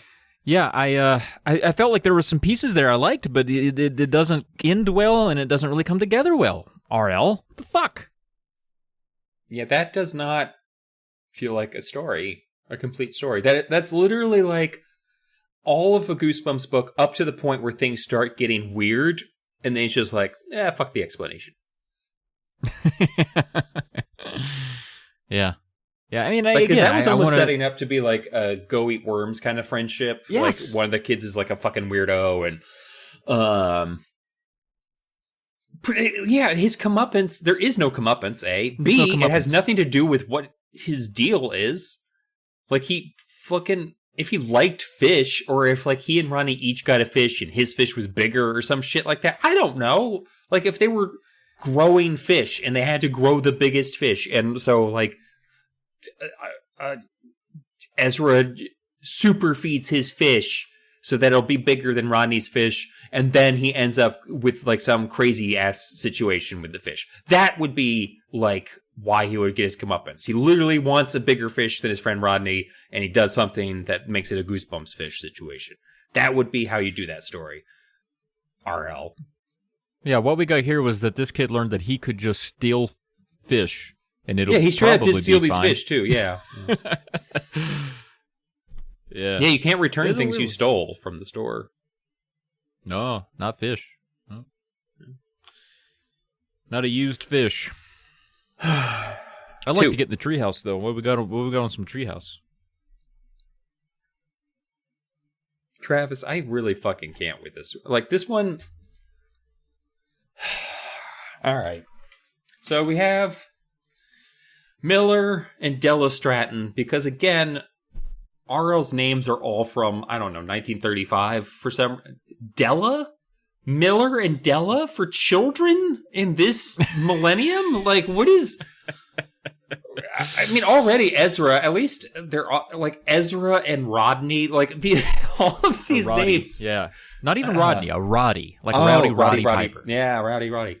So Miller and Della are, they're heading back from the feed store with their dad. So, I don't know, maybe it's a farmer name. Except their dad's name is Jack Stratton, which definitely sounds like a farmer. Like Jack Stratton. Yeah, so that sounds like a brand of lawnmower. Yeah. Like Briggs and Stratton and John Deere together, I think. That's probably the inspiration, honestly. So, Miller and Della, John Deere, whatever. You need to stop explaining this story. There's no explanation that's going to work. And fucking, this is the explanation for this one too. I almost forgot. Oh, where's RL? I need RL back again. More specifically, where's my copy of the book? All right, there it is. That's raw fish. When my brother Bill and I were kids back in Ohio, we begged our dad to build us a treehouse. It was a perfect tree close behind our house. Our dad argued that we'd never use it, and he was right. But Bill and I promised we'd spend hours in it all the time. Dad finally gave in. Neighbors came to help out, and they built the treehouse in 2 or 3 weeks. Bill and I, we enjoyed for a few days. Did a little peek and poke up in the treehouse together. We invited friends to come up. We had a secret treehouse club. And one night, we were in our bedroom, and the window was open. We thought we heard voices outside. We peered out the window. I saw shadows moving inside the treehouse. Shadows moving, saw footsteps, creaks, groans, the usual whispered words. We never went up to the treehouse again. I remember that backward fight we had when we wrote the story. I'm sorry I did. So, that was his explanation. Here's the story. I'm just going to read the story. Miller Stratton bounced beside Sister Della in the cab of their father's pickup truck. The tires... I'm just kidding. I can't do that. So, on the way back from the feed store, they immediately start going in on their favorite conversational topic with their dad. Travis, I want you to guess what it is. Dad, can we have a treehouse? Dad. Oh my fucking God, you're so right. Yeah, and so their dad is just like, well, I'd like to get your treehouse, but we can't afford the lumber right now, and I don't have the time to build a treehouse for you. Well, with it being harvest season right now, and your mother being passed away, God rest her soul. And they're just like, God damn it, Dad! But still, can we have a treehouse? There's a perfect tree in our backyard. And it's like, I wish I could build you a treehouse, my children, but unfortunately, with your mother being in the grave, God rest her soul, I just don't have the time I would normally have to build a treehouse for. Anyway, as they're driving down the road, Miller is just like, this is stupid, but it's just like, their names are so old-fashioned. It's just like, who's who? Della? Is that the brother? Like, it's just, I didn't even want to try anymore, trying to figure out who's who. They start calling the dad Stratton at one point. It's just like, Stratton, is that Della? Whatever. So Miller's just like, Dad, you gotta fucking stop! And so the dad just like slams on the brakes, and he's like, what's going on? Is it your dear departed mother in the road? And Miller's just like, no, Dad, it's an old shack in the middle of that field. And this is the first point in the story where I'm just like, this is the stupidest fucking thing I've read today. And I read 2 other stories that were the stupidest fucking thing I've read today. But the fact that they're driving down the highway, they're going... It's not even the highway. They turn onto the gravel road to their house. And they see an old shack. How have they never seen this shack before? The script notes around this point say, I can't do this anymore, Travis. And then I go back into this. So, And also, so the field used to belong to a family called the Traegers. I want you to remember that. The Traegers, they don't live there anymore. But there's this shack in the middle of a field on the side of this dirt road. And Miller and Della are just like, that would be a perfect treehouse, Dad. We could just put that right in a tree because that's how built-ins work. You just pick it up and you put it in the tree, Dad, because that's how a tree works. And you just find a freestanding building in a field, and you just go out and get it.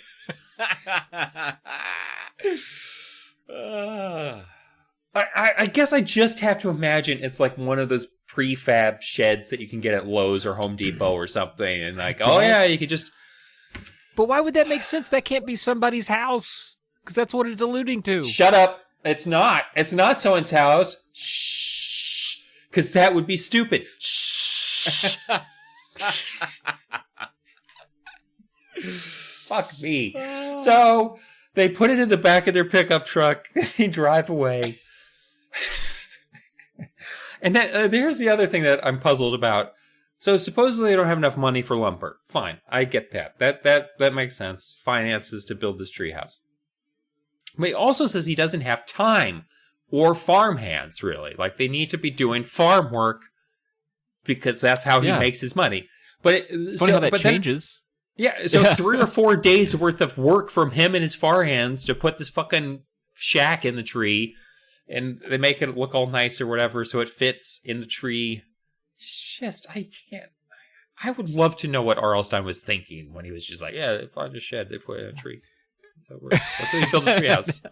Is that how you build a treehouse? You don't build a platform that conforms to the branches that fits in the tree. You just stick a goddamn shed. Anyway, we're not even going to measure first. We just look at it, eyeball it, and be like, yeah, I think put it in fit the back. Tree. And also, I feel like they implied that same day they just like put that thing in the back of the truck. But okay, whatever. So we get, it's up there. It's installed. Miller and Della are like, hey, Pops, let's go up into our tree. And Mr. Stratton or Jack Strat, he's like, guys, you gotta be careful when you run up there. Don't run up there too fast. Don't fall out of the tree. I need you guys to promise me you won't fall out of the tree. And they're just like, fine, Dad, we won't fall out of the tree. We promise you. Hand to God. We won't end up like our mother. That's how she died. That's how she died from a treehouse fall. That's really why he did it. She died building their last treehouse. Oh, fuck. You gotta make your own fun, dude. You gotta make your own fun. And for the people who haven't read this story, he is a widower. That is actually mentioned at one point, that their mom did pass away. So that is a story point. He only mentions it once, but whatever. So they go up into the treehouse. They look around. They describe it. And the other thing is, it's a single room. And I get it. People live in single rooms. But it's a single room treehouse. So it's got to be, 6 by 6? 5 by 5? Like how? So it's got one window, no glass in it. It's just literally a hole cut in the wall, which is not great for weather. That's just weather's coming in. And there's a rope ladder to get in and out, and there's a platform. I feel like they stuck it in the tree. They built a platform that leads to the front door and a rope ladder coming down. So from this the fucking rope ladder too, by the way. Oh, yeah. So, and they look out. I kind of like the picturesque scene that he describes as they're looking out. I didn't want to mention it to you because when we were reading the Scarecrow book, you hated all the farmland scenes because you're just like, I already lived there. Why would I want to have to hear about this again? Like, all right, much. Jesus Christ, Travis. So, and at one point, Miller's just like, I wish we could spend all day up here instead of having to go to school tomorrow. And it's like, bum, bum, bum, because I hope he doesn't get trapped up here. So next day after school, Miller gets to the treehouse. He's super excited because Della's got her fucking horseback riding lessons. She's not here, so he gets to spend all the time in the treehouse by himself. I've got some reading for you guys because this is maybe my favorite stupid part of this. Honestly, I like this. I like the way this is. Oh, yeah. This part felt like vintage Stine in a lot of ways, but also was just the stupidest shit at the same time. Like it was just like the dialogue and the interactions are very Stine. The setup is so fucking stupid, though. It's just like I have to ignore the fact that anyway. He was halfway to the treehouse when a sound stopped him. Crack. Crack. Crack. He raised his eyes to the top of the tree. Was that a branch creaking in the wind? Crack. Crack. He didn't see any branches moving.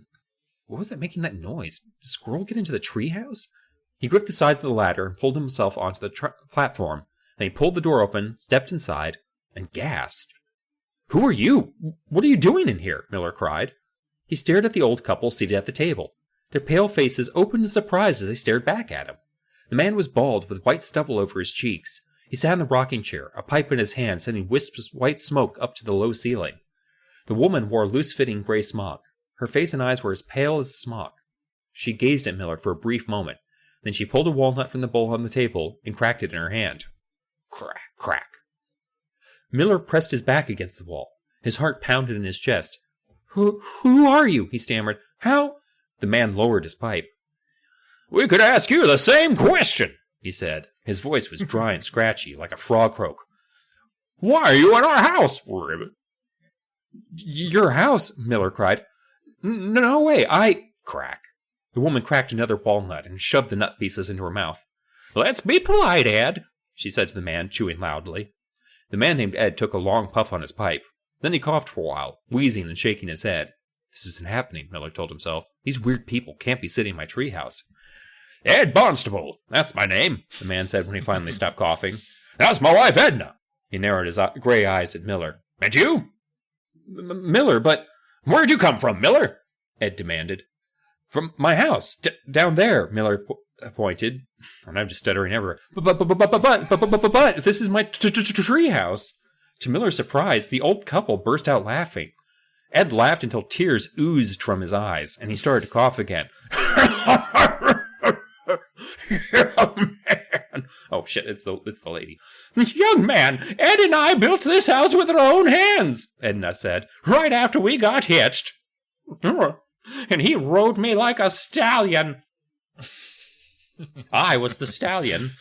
Miller opened his mouth to reply, but no words came out. The smoke from Ed's pipe burned his eyes, and he had to fight away a wave of dizziness. Edna raised the bowl to Miller. Would you like a walnut? They're very chewy. Is that a... They shouldn't know, be. He stammered.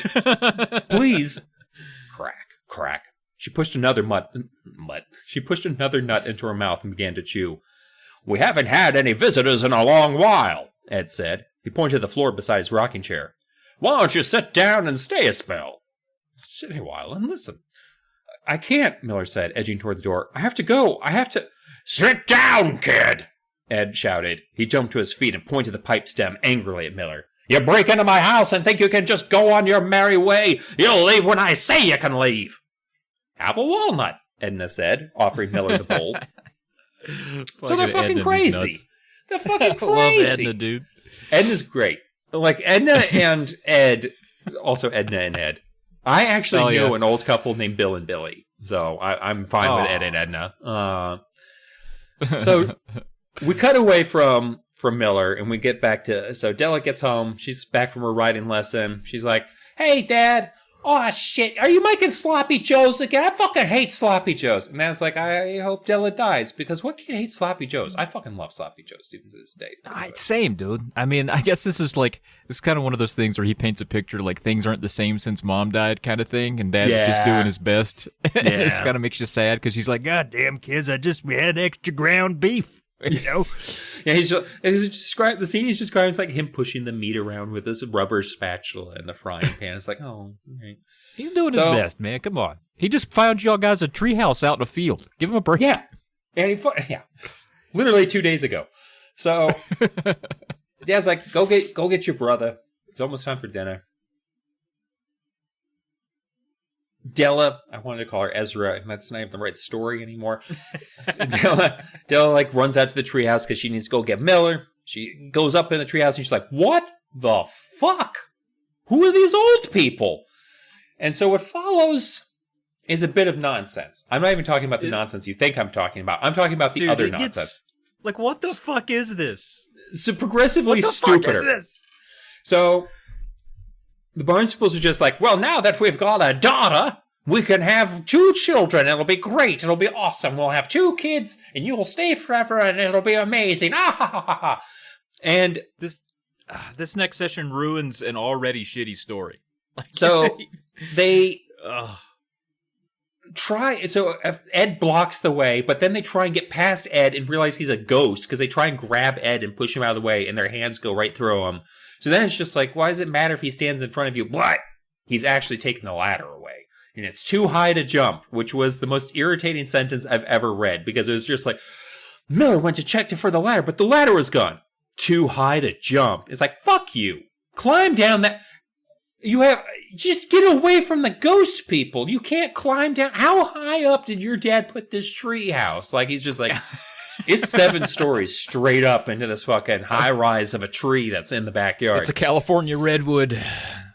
So then, Jesus Christ. This is painful for both of us. I think you especially, Dylan. You've really been on him about his tech. Miller has their dad's phone. Earlier, they're talking about the fact they might not get service out by the treehouse for like the Wi-Fi or wherever. And then they were like, oh, we could just set up a Wi-Fi hotspot on the phone. I guess to watch movies or something on a computer, or I don't know what they're like, but fine. You can set up a Wi-Fi hotspot in the treehouse if you needed to. Whatever. I'm only mentioning that now because it's about to come and play. I'm going to read to you something. So Dell is just like, you have Dad's phone. Call for help. Like, call the landline. Which, that makes sense. Call the landline. Tell your dad, like, the fucking ladder fell or there's old people holding you hostage.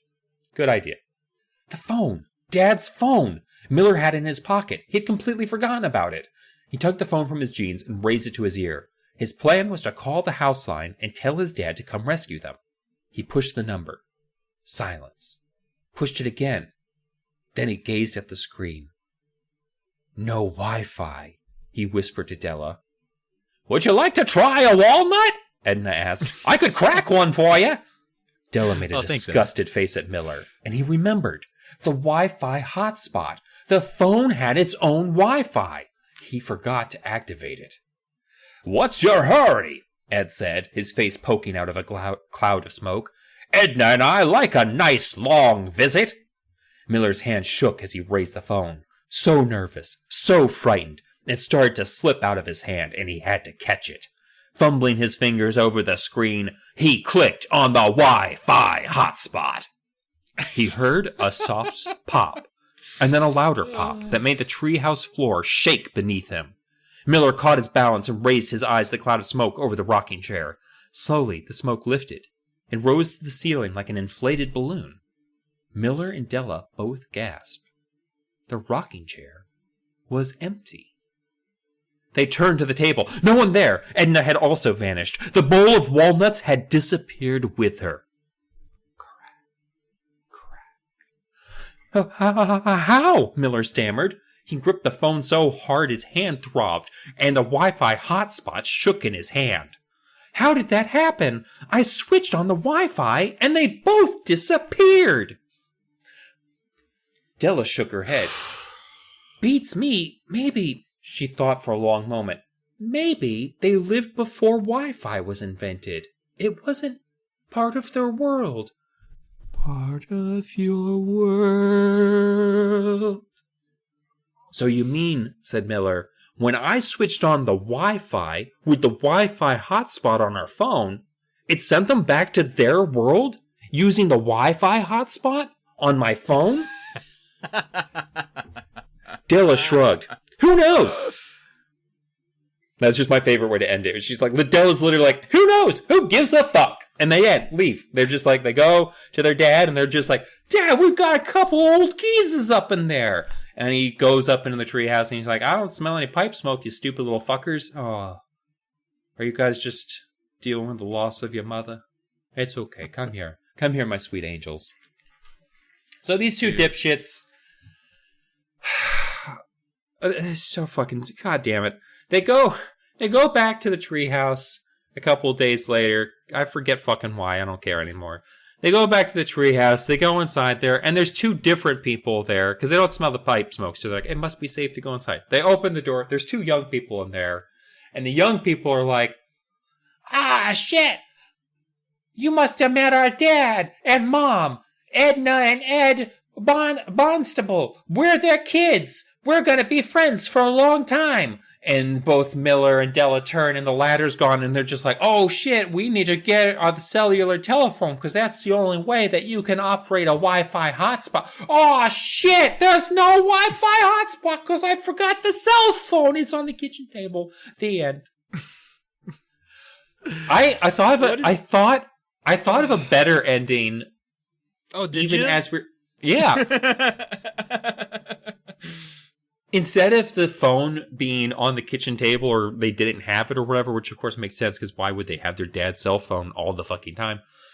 They should have just made it that the kids lived during Wi-Fi so they didn't get disappeared. When he's like, I pull up the Wi-Fi hotspot. And there's like, ha ha ha, we know what Wi-Fi is. You can't make us disappear. That would have been a better ending, I mean, it's already a very stupid story, but like that would have at least been like Ed and Edna disappeared because they lived before Wi-Fi. So maybe the young kids' ghosts wouldn't have been disappeared because they're like, we love Wi-Fi. We've been looking for a Wi-Fi. Oh, they even came for the hotspot. Oh my God, Travis, that would have been an even better story idea if these two ghost children came back and they're like, we heard you had Wi-Fi. You had a hotspot set up. Now we can stay forever and watch Netflix.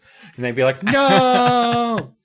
I think that would have been a better ending if they actually they scared away the old people ghosts with technology, but they ended up bringing young people ghosts to the treehouse instead, who then they couldn't get rid of with a Wi-Fi hotspot. I hate that a Wi-Fi hotspot is important to any story. I hate it. I hated that so much. That's not what a Wi-Fi hotspot is. That's not how cell phones work. That's not how any of that works. Like, if you don't have a cell signal, you're not going to be able to set up a Wi-Fi hotspot because that's what it is. It's so dumb. It's so dumb. It was very dumb.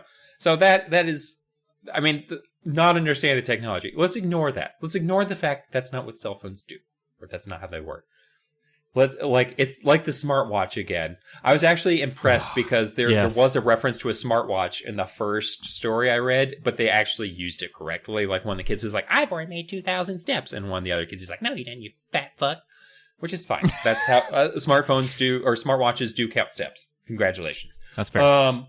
Ignoring all of that, the treehouse, that's someone's house that they built, supposedly, which is just, they make it, like, Ed talks about it like, I put this together board by board. And like, what, over a weekend? Because it's a fucking shed. Like, it's not, it's literally a shack. Because a dad and two kids put it in the back of a truck and drug it up a tree in a day. So. Although R.L. Stine doesn't understand how strong kids are, because he had a dad and two kids lift a Yeti man in a full block of ice. That's fair. And push over a tree. So. Oh my God! Don't even get me fucking started. It has been 3 years since we brought up the tree in Welcome to Dead House, but it's back, baby. It's our favorite character, the tree in Welcome to Dead House, that can't stand up on its own 2 feet roots. But that was the last story we'll be talking about tonight. Thank God. This was the hardest episode we've ever had to do, except for the one we had to do twice. And I was so excited to see you and talk to you. But it was like seeing and talking to you to talk about like a dead friend. It felt like we were walking into a wake. Oh, I did leave out the best part. That the two kids, the young adults who are the kids of Ed and Edna, the daughter yells out, "Come on in and have a few walnuts," and then it ends with cracking walnuts. So. Yeah. Which is a nice touch, I guess, but the walnuts thing is fun. Edna with those. That is the best part of it. Is creepy Edna and her walnuts, but yeah, it's very much like, you like beef. Oh man. Well, 5 down, 5 to go. I'm assuming somewhere in the latter half we get the cover character, because all the covers so far have had some tie to one of the stories, and I don't remember there being a half dead girl in any of ours, unless she got eaten by a fish or was somewhere in that treehouse. I don't know. Maybe that was their mom. I don't know. I seem too young. But I'm gonna guess it's for the story I'm Not Becca. I thought maybe. Yeah. Yeah. Or if it's Oops, that's kind of funny. I think Oops would be the funniest one to be. Like, I hope it's Oops or I'm Not Becca. I think it's I'm Not Becca. I really hope it's Oops with the exclamation point. Do you think the magic is in the hat? You never know. You never know with RL. Kind of another spoiler. He also, I love how he's just like, the titles of these stories are literally just the idea he wrote down in his phone at 3:00 in the morning when he couldn't sleep. He's like, full moon, sleepover party, fish food, the bad luck king. And then he's just like, all right, that's the whole story. What should the title be? Boom, done. It's just literally, every single one of these titles so far has been almost a spoiler.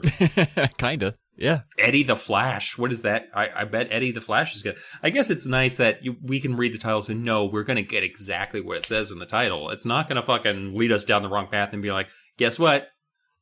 There was some fish food in that fucking story. Yeah, was there not a tree house? That was a house. It wasn't just, like a fort for kids. It was a house. Ed and Edna lived there. They built it themselves out of their bare hands. That is true. Yeah, that was a tree home. It is really sad that this widower is going to lose both of his children and never know what happened to them also. Just imagine the sad story of that dad. Meanwhile, in the backyard, his 2 kids are just like, I don't want any more fucking walnuts. I don't want any more fucking walnuts. And the dad is just... I mean, to your point, they could just jump out of the tree. It's not too far to jump, okay? Well, you're going to have to try. You're going to have to try. Or yell. Also, Dad's going to come looking for him. He's going to go out to the treehouse and find him. And they're ghosts. You can just walk through them. We've already shown that they can't hurt you. So just go to the window and be like, Dad. Dad, the rope ladder disappeared again? I told them I'm allergic to walnuts, but they won't listen. Like, and I love how stupid they are in trusting to just be like, I would have fucking checked my pocket 17 times for my cell phone Wi-Fi hotspot before I fucking went back into that room. Like, why would you ever go back in that treehouse without 6 different cell phones on you and a camcorder? Why would you even go back in the treehouse? Yeah. Or just any reason. I just... a TiVo. It's just all technology that has existed over the last 10, 15 years, and just crack it up there. Couple Wii U's. Edna, do you know what this is? He's like, oh, I loved my Wii U. It's like, fuck. All right, full moon sleepover party. I'm going to give...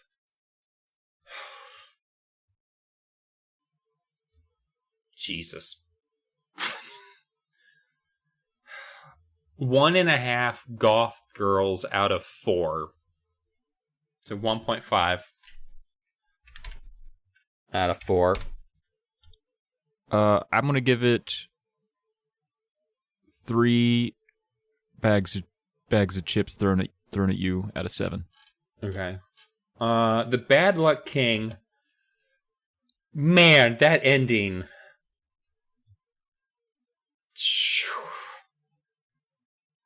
I mean, just from how you described aspects of it, I'm going to give it 40 out of 100 bad luck gnomes. Imps. Because there's a lot of them, right? Yeah, so like 40 out of 100, which is a 4 out of 10. Like it's an easily reducible score, but, it's a lot. That's fair. I want to give it a half leaf clover out of a possible 7 leaves on that clover. Right. 1/2 out of 7. I'm writing my score on here so you can snag it. You can pull it off. So. Okay. I'm just writing next to the titles. The Stray Dog, man. And it's going to be 1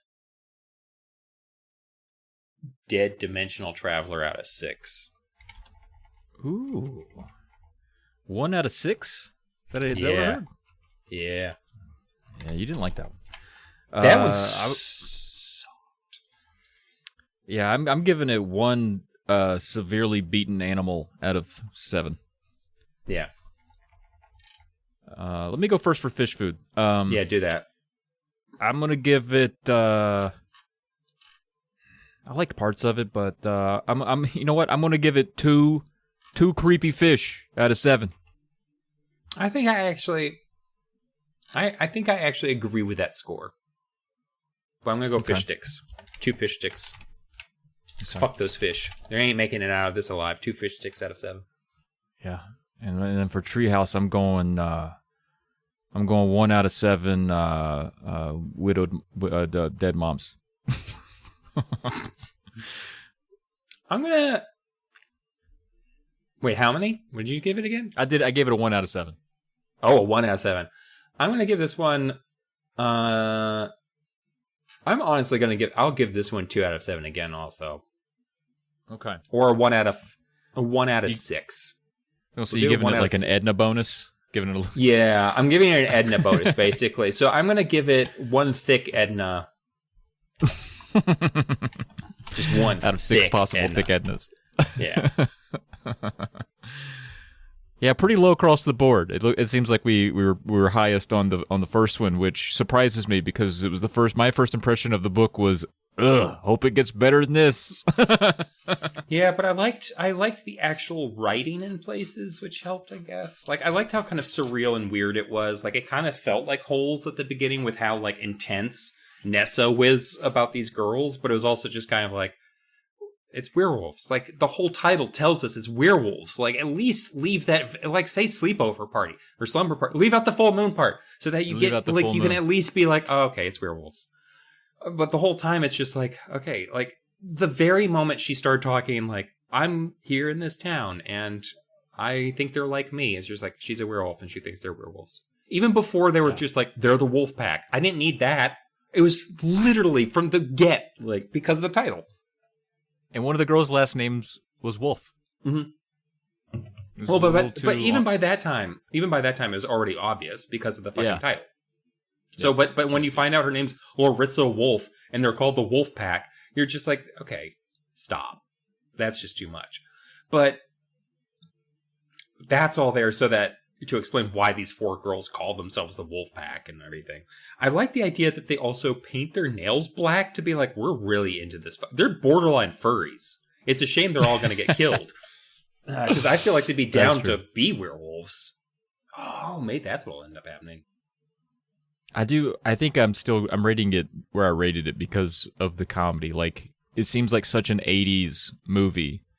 Like, I'm imagining, like, you know, Molly Ringwald's there, whatever, and then some other girl comes in. Oh, yeah, a lot of big hair during the sleepover party scene at the end. It's almost like Carrie. Kind of. Except it's a Carrie that thinks that they're also psychic or whatever too. And it's also, if you read the descriptions of the girls and everything, they're clearly like the losers at the school. These 4 girls who are in the wolf pack and paint their nails black. Like, no, these are the loser girls. And she's just like, oh my God, I just want to be friends. And they're probably just like, what is wrong with her? Why does she want to be friends with us? She looks like she bites. Ugh. Yeah. Any trivia? Do you have any fucking trivia for this? No, I didn't even think to look it up. My trivia is that this is the most balls ass taint collection of stories I've ever read by this guy, who I admire and love. We'll find if there's any trivia to dig up. We'll share it on the next episode. Yeah, that's true. We are talking about the same book, so. Yeah. Well, that does it for this one. So, folks, thanks for listening. If you'd like to reach out, send us an email or stay in touch, you can do so. We got Goosebumps Podcast at gmail.com. And we also, we're over on Blue Sky at Say Cheese and Pod. Hit us up. Let us know what's going on with you. What books you liking? What you doing? What you into? Who's your dad? And also, we got Patreon. You can support the show and the whole network of shows that we got going on over here at patreon.com/polykill. That'd help us out. We appreciate that. And we have nothing to read at the end of the book, so we just have to do an awkward goodbye. Oh, okay. Goodbye, I guess. I wish we were brothers. I'm sorry. Oh, no, I'm sorry. I thought you were going to say something something. Oh. Okay, never mind.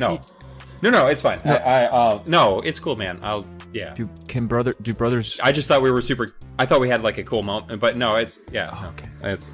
If we're brothers, then I feel like we can't kiss. That's too far. No. I mean, you could. Yeah. Okay. You could kiss.